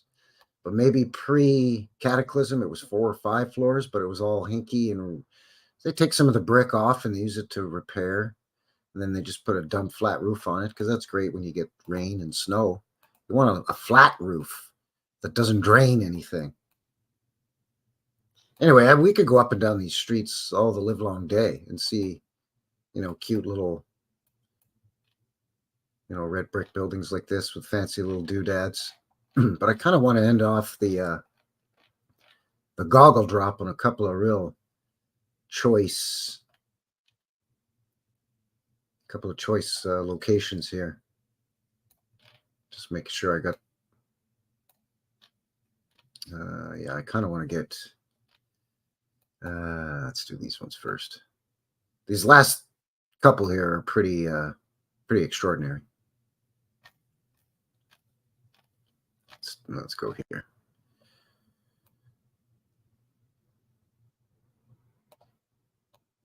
Cute little places, and then what in the Sam? Where are we? We in St. Petersburg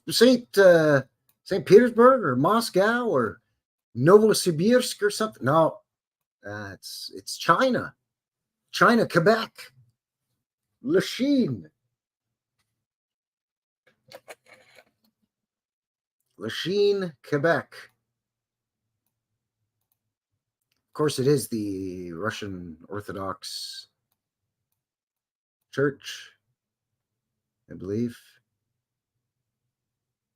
1854. Sure.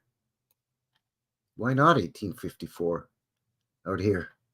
I mean, I guess technically it's easy for them to explain, oh, well, they could get the materials easy. The canal's a block away. They just bring it on barges. Sure, okay.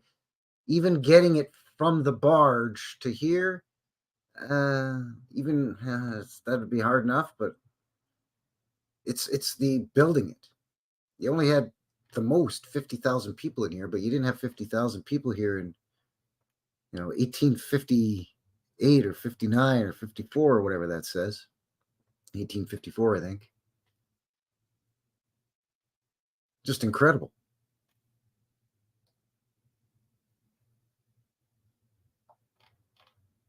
And if that wasn't enough,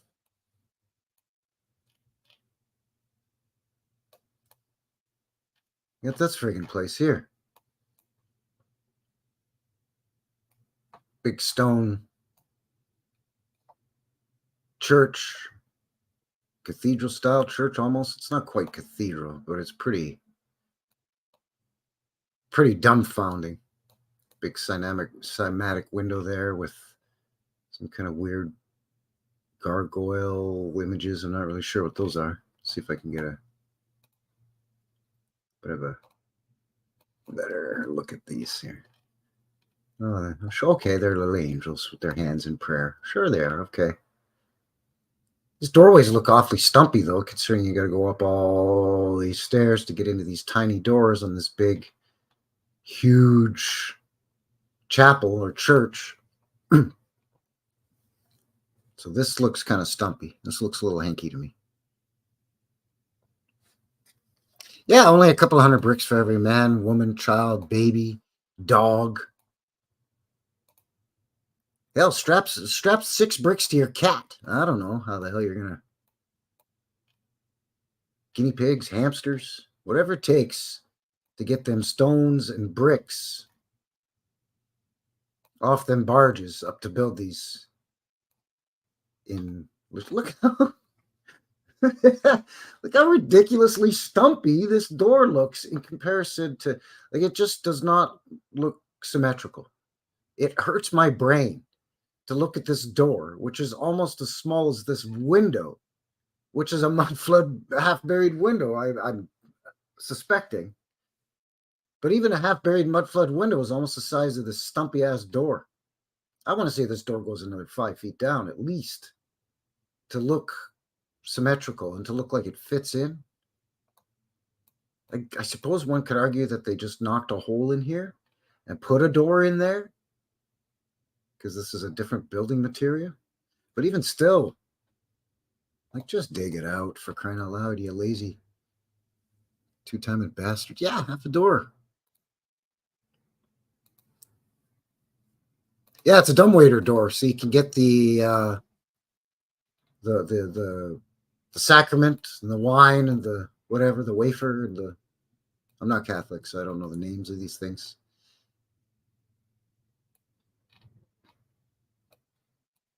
It's this monstrosity here. Very strange. Old entrance to get down underneath, maybe, and then they just knocked in this modern door, maybe. Not entirely sure.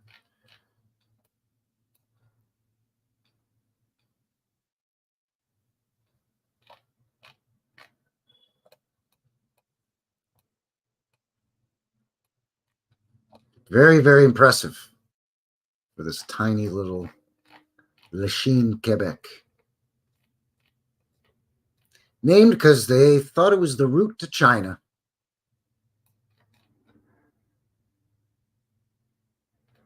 It's like, okay, sure, there's the route to China, all right. All right, and I think the last place I have bookmarked, yeah, is this ridiculous old world complex where there's a high school here that looks to me like it's been rebuilt. But I want to say this, there was probably an old world building here.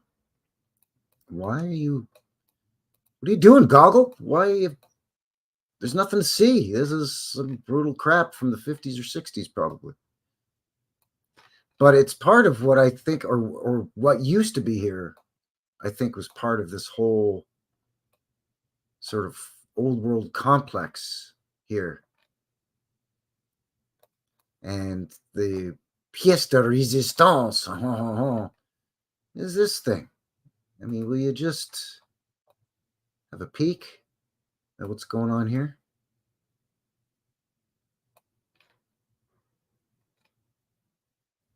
Got the Lachine Catholic Cemetery here, lined with all these little brick homes.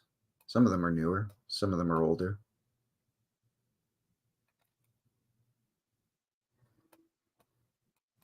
But then you've got this great big huge, well, let's see if we can have a peekaboo at this thing.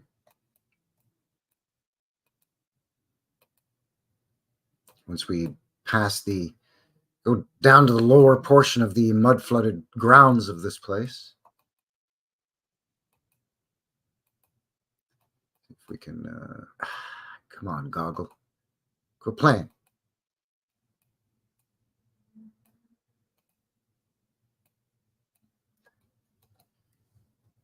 It's hard to get a good angle on this thing, unfortunately. Really? Quit playing with me. You know what? Let's try something here. See if we can. It's going to let us drop the man down in here somewhere, maybe.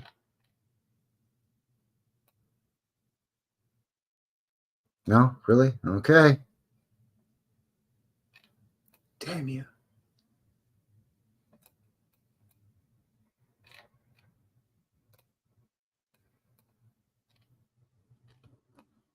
They're screwing with us. Quit screwing with us, Goggle. Hate that. Yeah, I really know how to work things up. Or save the best one from last, but we can't even see the damn thing. Can we at least maybe get in the cemetery and look at it from there? Really? Damn you, Goggle. What are you doing?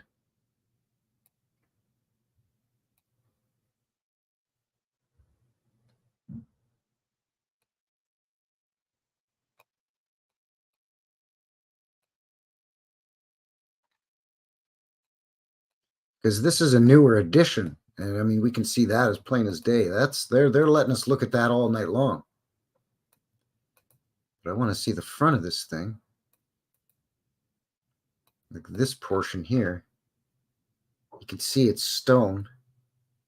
And then they've just added on this new thing onto the back of it. But yeah, see, you can see here. A big, giant, massive structure is all that old stone.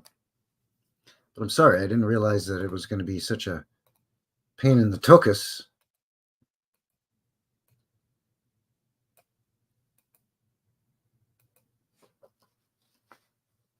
To try to get. See, they just.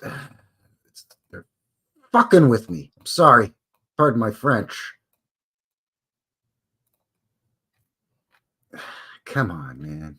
Anyway, you get the idea. I mean, look at this thing.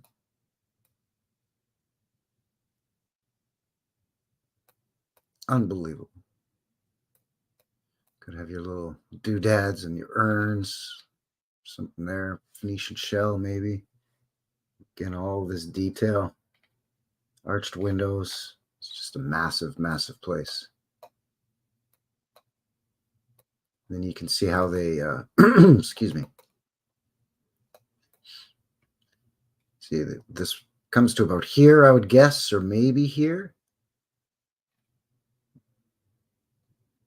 And then they started adding on the more modern stuff. But this whole complex is just unbelievable. Now, again, as a kid, I grew up in Montreal in Ville-Salle, or what's called LaSalle now. But I mean, I'd heard of Lachine for sure. Even this little place right here, look.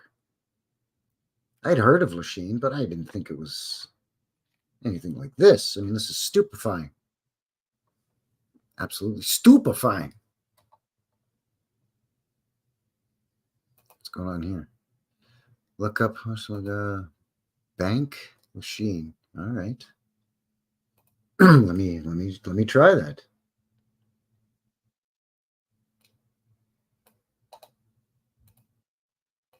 See what that tells me.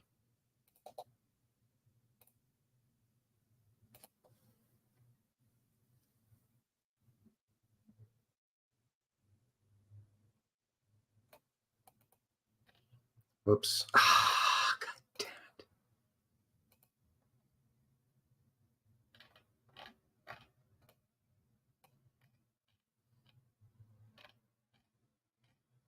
I'm not sure which bank it's going to be, but not that one. It's definitely not that one.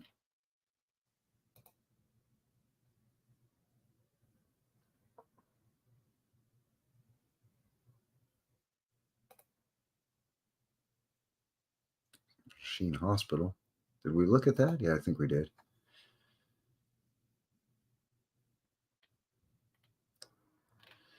Not seeing that bank, unless it's not a bank, like in terms of a financial institution. Ah, it's the Banque Nationale. Ah, okay. Let me try that then and see.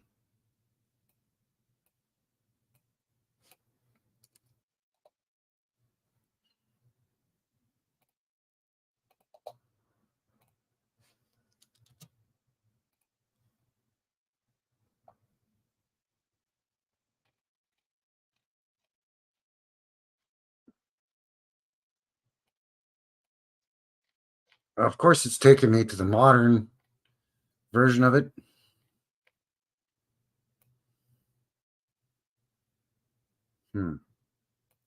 I'll look into it. We'll find it. It's probably somewhere in the old.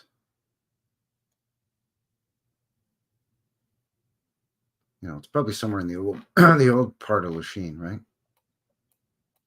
Probably not on this canal frontage street, because that's where all the fancy houses and stuff are, but I'm sure it's around here somewhere.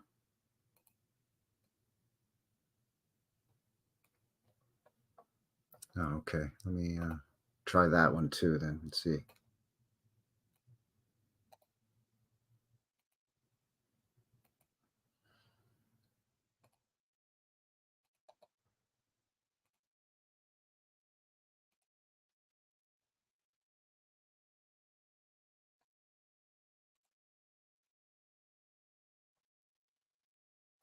Yeah, I don't know. It's not helping a guy. Let's try this instead.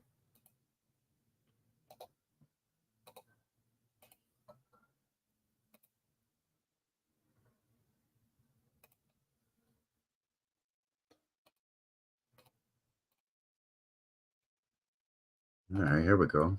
Yeah. Look at that thing.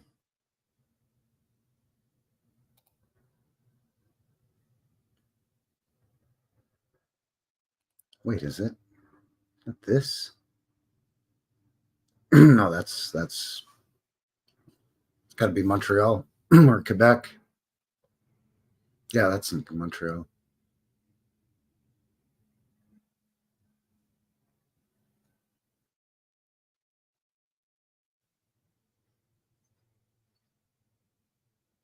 Oh, it's on the north north shore of the St. Lawrence, Saint Jérôme. It's pretty amazing. It must be this one. Yeah, this one says Lachine. Pretty fancy for a little town, little bank. Just whoops. What am I doing? Don't do that. I don't want to do that. You know, for this little place out in the middle of nowhere.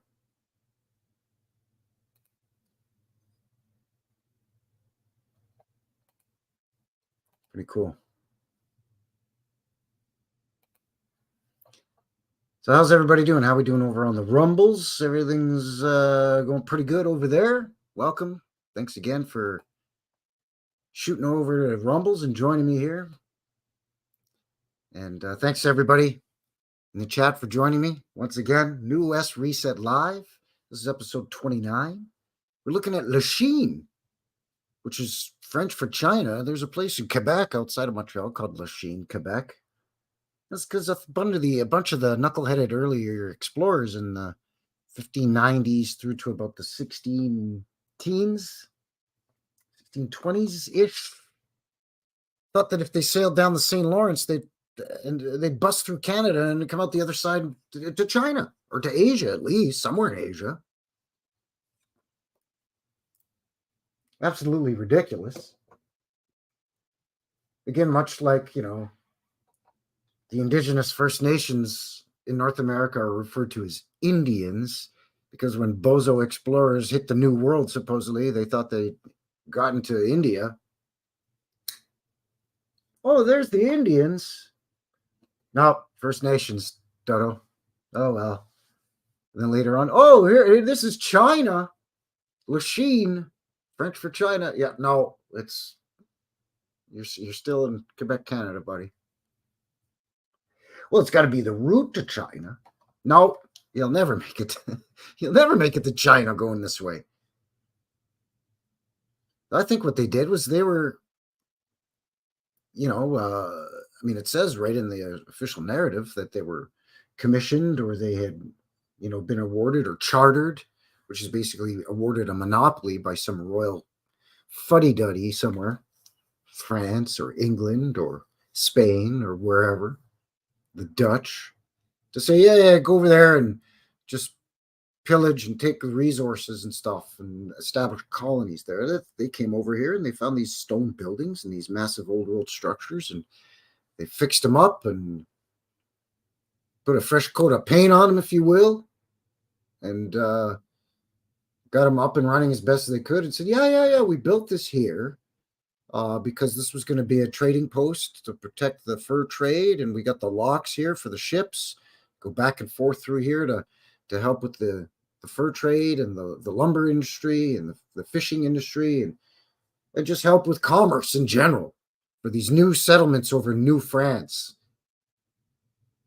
Later on Rupert's Land, later on Canada, eh?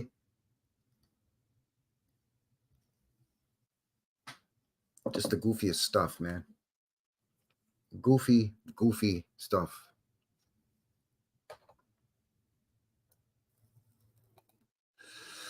Old World Mi'kmaq says, I kind of like the term Indian. You know what? From what I understand, Indigenous First Nations in the U.S. Don't mind being called American Indians. Like they refer to themselves as Indians. American Indian.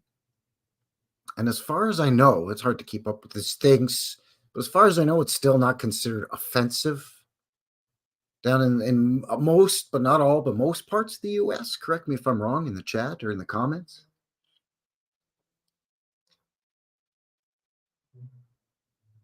Generally up in Canada, especially here in the West, to my experience anyways, I can't talk so much about in Eastern Canada because I haven't lived there since I was a little kid, but here in Alberta anyways, most Indigenous First Nations refer to themselves as natives. You know, they say I'm native, once in a while Indian, but that's kind of old school for them. Even native is getting to be old school. You know, they got to come up with some big, huge, long term here in Canada because we always got to try be politically correct because of Trudeau. You know, remember a while back when somebody said mankind and he interrupted the girl and said, well, we like to say people kind up here. It's more inclusive. Nobody says people kind. We say mankind or humankind. We don't say people kind. Freaking Justin Trudeau, you weirdo. making us look like a bunch of idiots up here. We don't talk like that up here. But, you know, we got to, you know, you got to be careful what you say, because the language police up here will have you thrown in the clink, in the hooskow. So people try to be polite and respectful. Of course, we're Canadians. We're nice, right? So we don't want to say Indian. You know, us European paleface, you know, descendants, right? We don't want to say Indian. We don't want to really even say native. We don't want to be disrespectful. So it's like, okay, well, what are we gonna call them? Oh, how about Indigenous First Nations peoples? Yeah, because that rolls off the tongue. I mean, it applies. It makes sense. They were the first nations here. But just it's not as you guys got to work on the marketing for that and come up with something snappier. Maybe come up with an acronym that you could break it down. You know what I'm saying? So people be like, oh yeah, the bebop. Yeah, those guys are great. Or whatever, you know, however you want to break it down. Yeah, Justine Castro. I know he looks like him, right? Yeah, you know, because we don't want to step on anybody's toes. We you know, we don't want to offend anybody, you know. But as far as I know, most Indigenous First Nations peoples, most natives, most Indians, I don't give a shit what other people call. I don't care what you call me. I know what I am. Leave me alone, damn it. Oh, really? So I carry a card that calls me status Indian.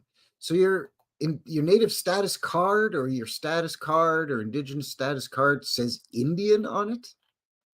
What if you could get a passport to India? Say, look, it says right here on my status card, I'm Indian, buddy. You got to give me a passport to India. I should be able to just get on a plane and fly to India with an Indian passport. Sir, it's not the same. Don't tell me what's the same. I know what I am. Really confuse the customs guy or the passport guy. Get them all. Then he's going to want to be politically incorrect and not want to offend. So he'll just give you the passport. And you can have dual citizenship. You could be Canadian and you could be Indian, but over there, dots, not feathers. See, how's that for offensive? There, I just I just broke the internet with my being offensive now. Sorry, but how do you differentiate, right? Yeah, all the Indias. You could go to India. You could be Indian. You could go to the East Indies, the West Indies. You'll your passport will be like that thick. It'll look like a phone book.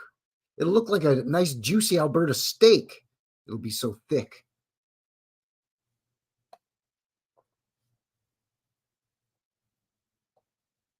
I mean, doesn't Indian status in Canada automatically you're a Canadian citizen? I mean, your people were the first Canadians before Canada was even Canada.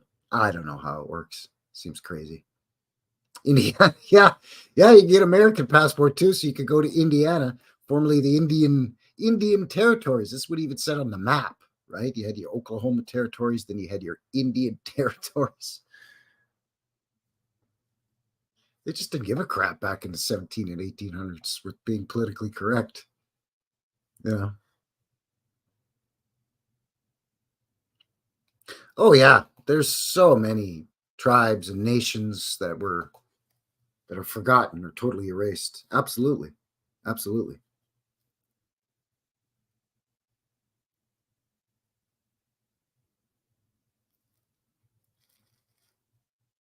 So how are we doing here? We're coming up on the half hour. We've been going for about 2.5 hours. This guy's sneaking up, creeping up, getting real close to the 2.5 hour mark here. Nothing tastier than Alberta cow. That's right. By the way, have you seen lately? Everybody's been losing their minds about Canada in the in our alternative research, truther, whatever you want to call it, community, right? People that look into some of the old world buildings and cataclysms and stuff, try to figure things out. Oh, you have both. Oh, sorry. Okay, that answers my question. Canadian and you really okay? So you just go where you please. You still got to get that. I'm telling you, try to get a passport to India. Gandhi and then tandoori chicken and all that. New Delhi, Taj Mahal. See if that works. That'd be hilarious.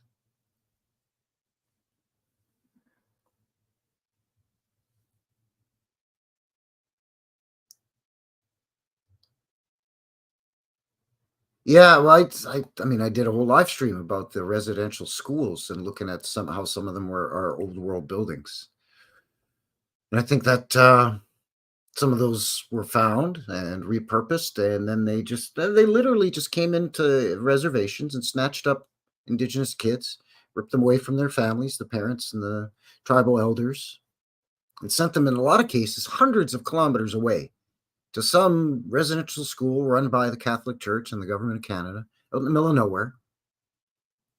And oftentimes separated from if it was like two brothers or a couple of brothers, couple of sisters, they would even separate the siblings. You'd be lucky if you had a cousin that went to the same residential school as you. And then they cut your hair short, make you wear European style clothing, teach you the Lord's Prayer, teach you to read the Bible, teach you to read and write English, the basic ABCs, 1, 2, 3s, read and write and arithmetic, the 3 R's and all that. And they were punished. The indigenous kids were punished if they spoke their preferred, if you pardon the expression, native tongue, or played their indigenous children's games, or sang their songs, their traditional songs. They were punished mentally and physically. I mean, how many hundreds of probably thousands, probably tens of thousands went missing. So that's the quickest way to basically commit cultural genocide is you take a people who have a rich culture, but it was all basically oral tradition in terms of stories and songs.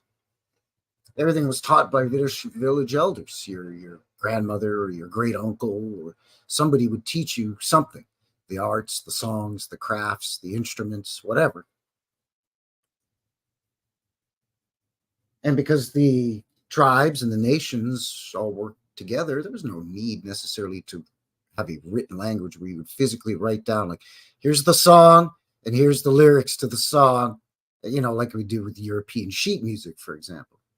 So you remove the kids from that whole cultural support system, and then you get all the adults drunk on the firewater and the booze, and you send them off to reservations, of course, right?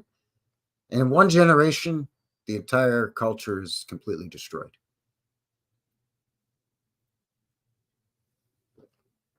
So yeah, I lost my train of thought. Thank you, internet person, for bringing me back around to it. Yeah, everybody's losing their mind on the internet about Canada because it's all of a sudden it's like, even John Levi the other day was like, look at Winnipeg, it's amazing. I'm like, yeah, I could have told you that like a year ago, man. I've been talking about it. It's cool though that Canada's getting some attention in the alternative research community, or however you want to put it. Because again, that's the narrative. The Canada's really young. 1867, we became a country. Prior to that, there was nothing here but Indians and buffalo and beaver trade, and that's some fishing, and that was it. These little communities of French Canadians or British settlers trying to scratch out an existence out in like the Maritimes or in Quebec, maybe in Toronto, Ottawa, Toronto area, in and around the Great Lakes and the rivers and oceans, just like in the U.S., the same narrative.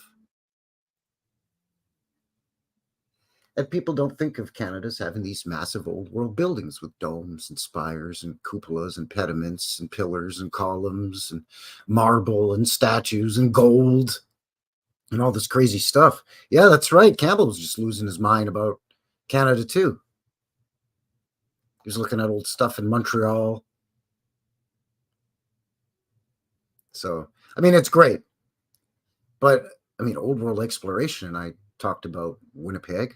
He's talked about Winnipeg separately. I've talked about Winnipeg separately, and I've been saying on this channel for a long time now that I think Winnipeg was an old world, like golden city or major hub, like a white city, like Chicago, what they term these Greco-Roman building, that Tartarian inspired architecture, for lack of a better term. And I think Winnipeg was one of those cities. It's a central hub, transportation hub here in Canada. There's rivers, lakes, railroads all around there. The railroads go east, west, north, and into Canada, south into the US. What became the Trans-Canada Highway goes through there. You look at it on a map, it's geographically smack dab east to west, right in the middle of Canada, right? So yeah, I mean, it's cool though that John Levi's been talking about it, and Campbell and Autodidactic's been talking about it. Yeah, Hotel Frontenac. I mean, that's the one that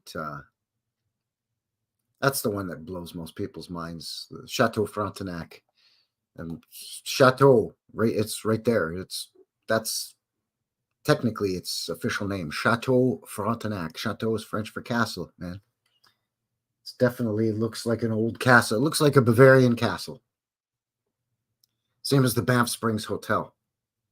I mean, on our last show, the Knucklehead show with the Old World Exploration, we looked at these old world castle hotels that were supposedly built by the railroad across Canada on the Knucklehead show. And I mean, 8 out of 10 of these freaking things do look like Bavarian castles or Swiss Alp castles, or even in some respects, even like Scottish castles. Yeah, castles built on star forts. I mean, Quebec City was a star city. The Chateau Frontenac was just the citadel, the castle within the walled city. You know, old Quebec still has major portions of the wall that you can see. You can walk right up to it. You can sit on it, get your pictures taken. It's not hard to find. So yeah, it's pretty incredible. And that's why I try to focus as much as I can on Canada here on my channel. I mean, I'm Canadian, obviously, duh. So, you know, guys from Canada, eh? So I'm going to be talking about beavers and maple syrup and donuts and beer. And then we're going to look at some old world stuff on the channel.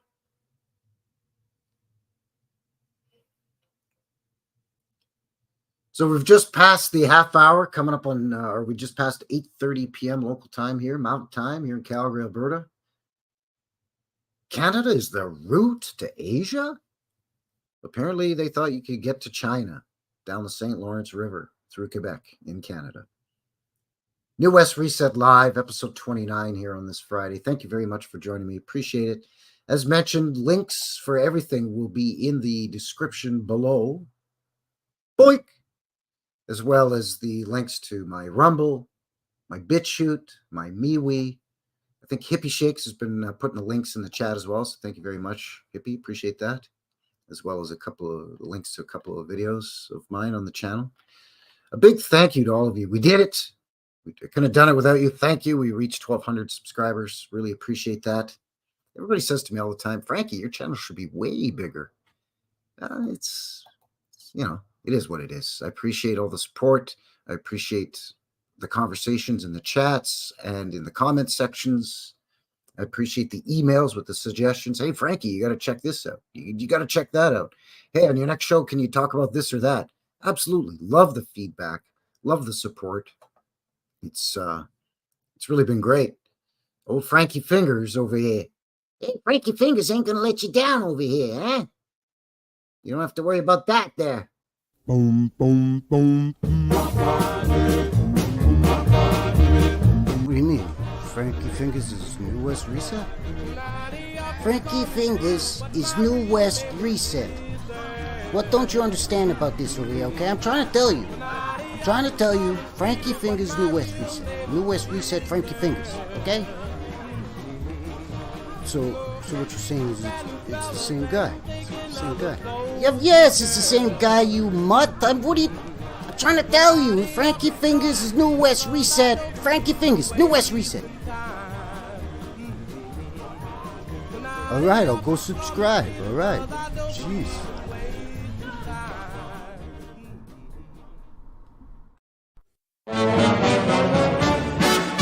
So, Tommy, where have you been, huh? I've been watching New West Reset. Huh? Well, you know, it's New West Reset. It's this thing on YouTube. He goes around, he does his boots on the ground thing. They'll tell you. Say you care.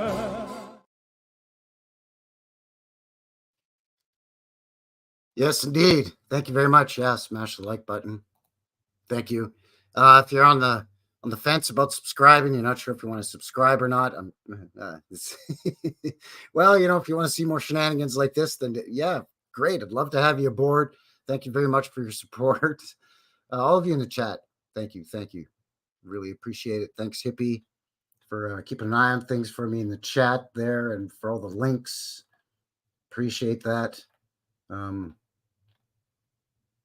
Terry, Freya, George, Internet Person, Old World, Micmac,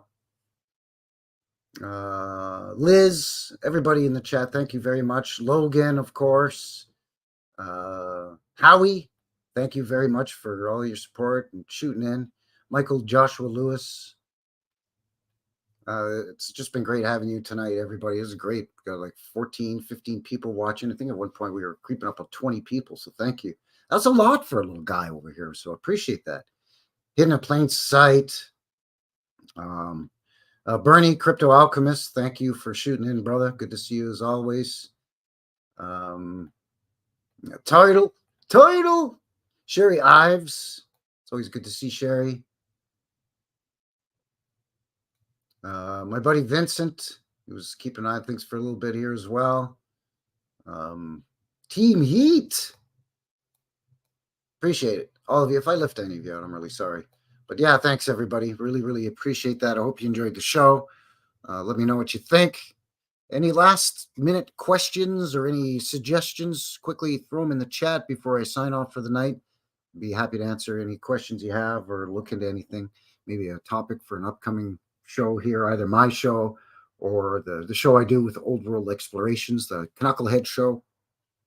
We try to keep that thing over there, Canadian content too there, but we, a guy's going to want to try to keep it as much Canadian as we can, We try to put ourselves on the map over here, but not really here. Howdy, welcome. Sneaking in under the wire there. Just gonna have me one last smoke. Don't smoke, kids. It's not good for you. It's not healthy. Cigarettes, anyway. The wacky tobacco, there's an argument that can be made for the health benefits of that. That's for sure. Because it's legal here in Canada. You could kind of talk about it, Convents, eh? Convents. That could be interesting. That could be very interesting. What's coming up Sunday? Well, I don't want to let the cat out of the bag too much, but it was a pretty decent day yesterday. So I went out and did some boots on the ground yesterday, which is usually the Sunday dealio. Wednesdays, you get your old school footage, the vintage footage video midweek on Wednesday. We had a sneak peek at that tonight. Sundays, you get your boots on the ground, and Fridays, you get your live stream, New West Reset Live. So coming up this coming Sunday, you will be seeing a little bit of a tour that I did of about half of the neighborhood, just a little bit up the hill from me in Bankview.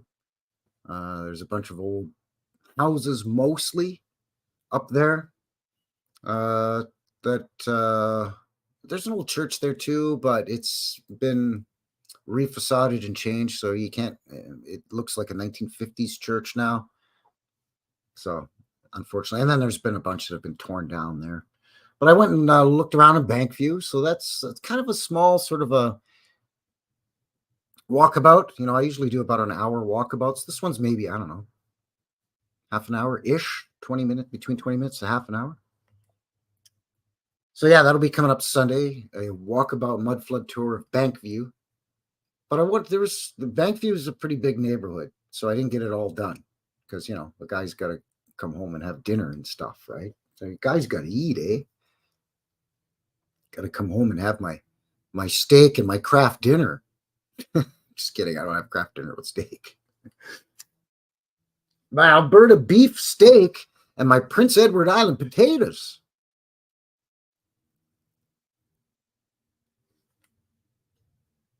So yeah, that's going to be coming up Sunday. Bankview mud flood walkabout of about 20 minutes, half an hour, something like that. And then Wednesday, you had your peek at the steam engines pulling street cars along the New York City L. which was crazy to me. I'm like, really? That looks weird. I mean, didn't that look weird? To me, it looked weird. And I'm a guy who loves trains. And I should have known that they use the old steam trains to chugga along the... But on the L, it just seems strange. It looked weird. It looked wacky.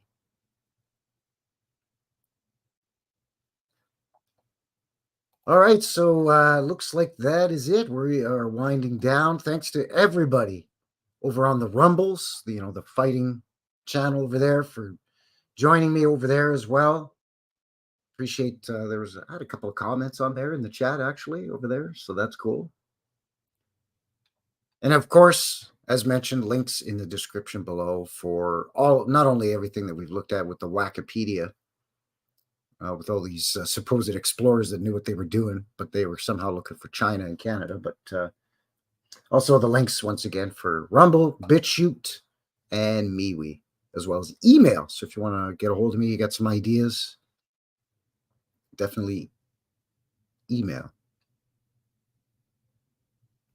Yeah, like something like that's a good idea, too. Someone could compare old Jacques Cartier maps modern cities. Yeah, speaking of Jacques Cartier, you know what I'm gonna do? You know what a fellow's gonna do before I tip out? I'm gonna leave you with one last video. This was a video that I did earlier this summer, I think.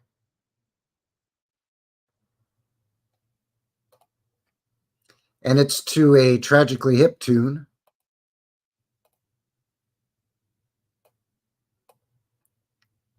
Called Looking for a Place to Happen. And they do mention Jacques Cartier in the lyrics. So maybe I'll share that with you before I go. Just for the halibut. So yeah, I'll play that and then I'll sign off.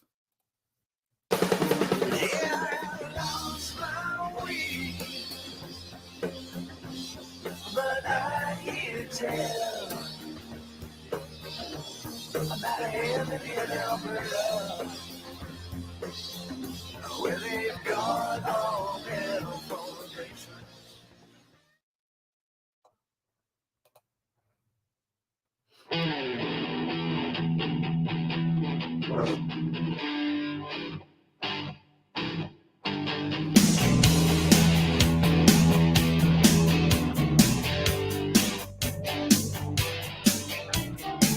I've got a job, I explore, I follow every little web.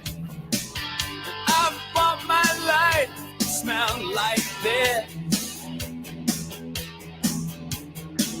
To find a place, ancient race, the kind you'd like to gamble with. Where they'd stamp on burning bags of shit. Looking for a place to help and making stops along the way. Hey.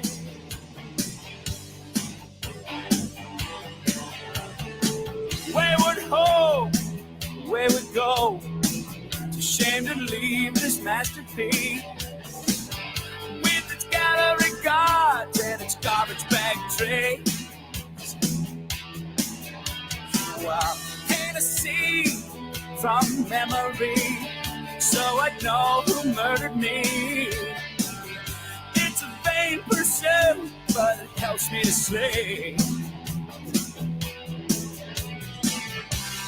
Looking for a place to help and making stops along the way. Hey. Looking for a place to help and making stops along the way. Hey.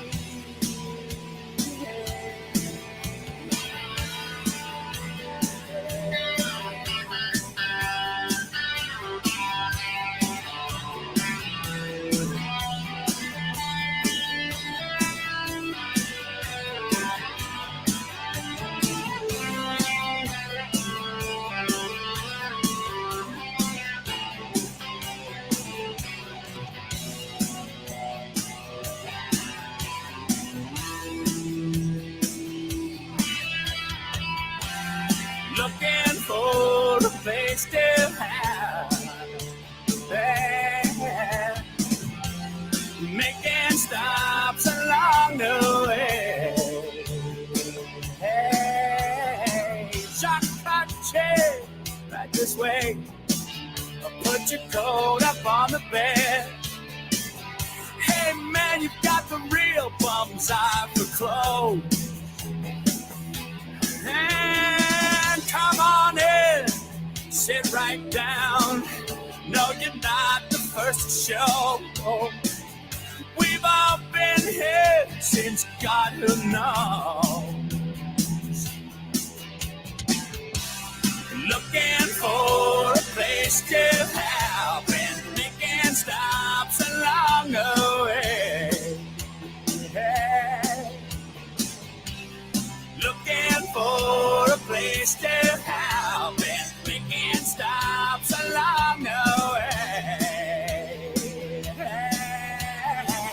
Shop Lachine, right this way. Put your coat up on the bed. You got the real bum's eye. Come on in.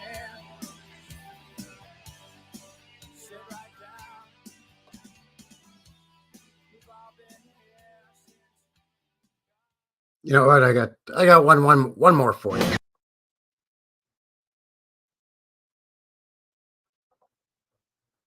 I got one more for you. This one's this one's gonna go to our new friend, Old World Mi'kmaq. This one's for you, buddy.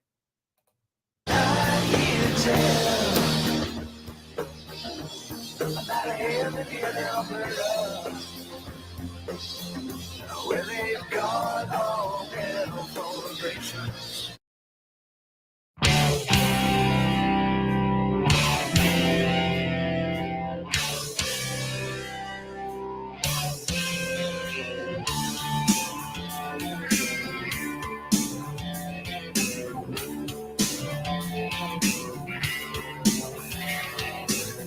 Need to bunk an American myth. Take my life in my hands. Where the Great Plains begin, at the 100th meridian. At the 100th meridian, where the Great Plains begin. Driving down a corduroy road, weeds standing shoulder high. Ferris wheel is rusting off in the distance. At the 100th meridian, at the 100th meridian, at the 100th meridian, where the Great Plains begin. Left alone to get gigantic, hard, huge, and haunted. A generation so much dumber than his parents came crashing through the window. A raven strays along the line of a road, carrying a muddy old skull. The wires whistle their approval. Off down the distance, at the 100th meridian, at the 100th meridian, at the 100th meridian, where the Great Plains begin. At the 100th meridian, at the 100th meridian, at the 100th meridian, at the 100th meridian, at the 100th meridian, where the Great Plains begin. I remember Buffalo, and I remember Angelo. It would seem to me I remember every single fucking thing I know.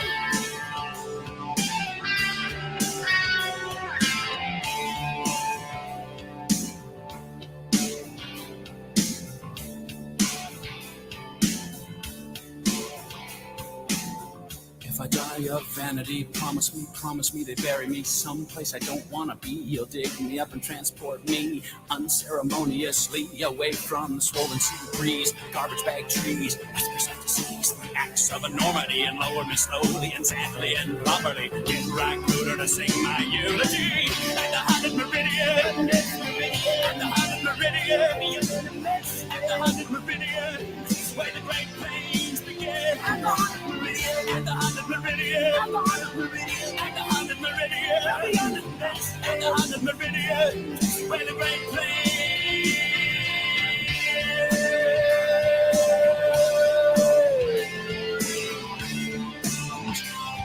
begin.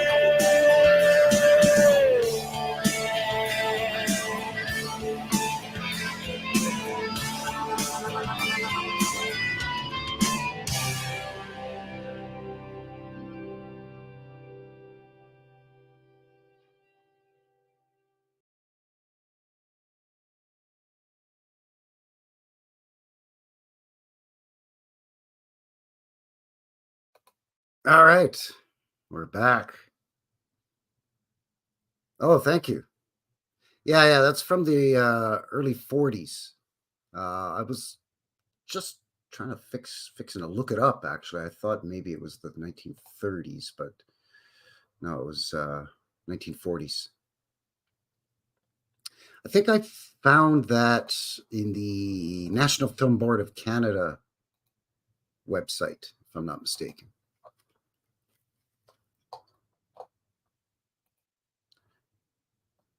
Great song, great band, tragically hip.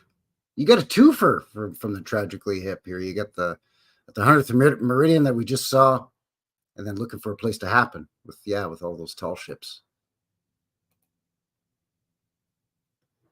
All right, so there you go. I think that's going to do it here for tonight. So once again, thank you everybody for shooting in and joining me here. New West Reset Live, episode 29. Canada's the route to Asia? Well, apparently there's a town in Quebec called Lachine, which is French for China. So, okay. All the old-timey explorers thought it was the way to China. So, hey, who am I to argue? I'm just a guy out here in Alberta. So thanks for joining me. I think that is going to seal the deal here tonight for Frankie, New West Reset. Again, thank you to everybody. Let me know what you think. If you're watching this after the fact, thank you very much. And, put your comments down. Just beep, boop, bop, boop, beep, beep, boop, boop on the old keyboard down there for me. That'd be awesome. Do all the other YouTube things. And, that's going to do it. So until the next one, have yourselves a good one. All right. Take care out there, everybody. Thank you. Have a good night and a great weekend. Cheers.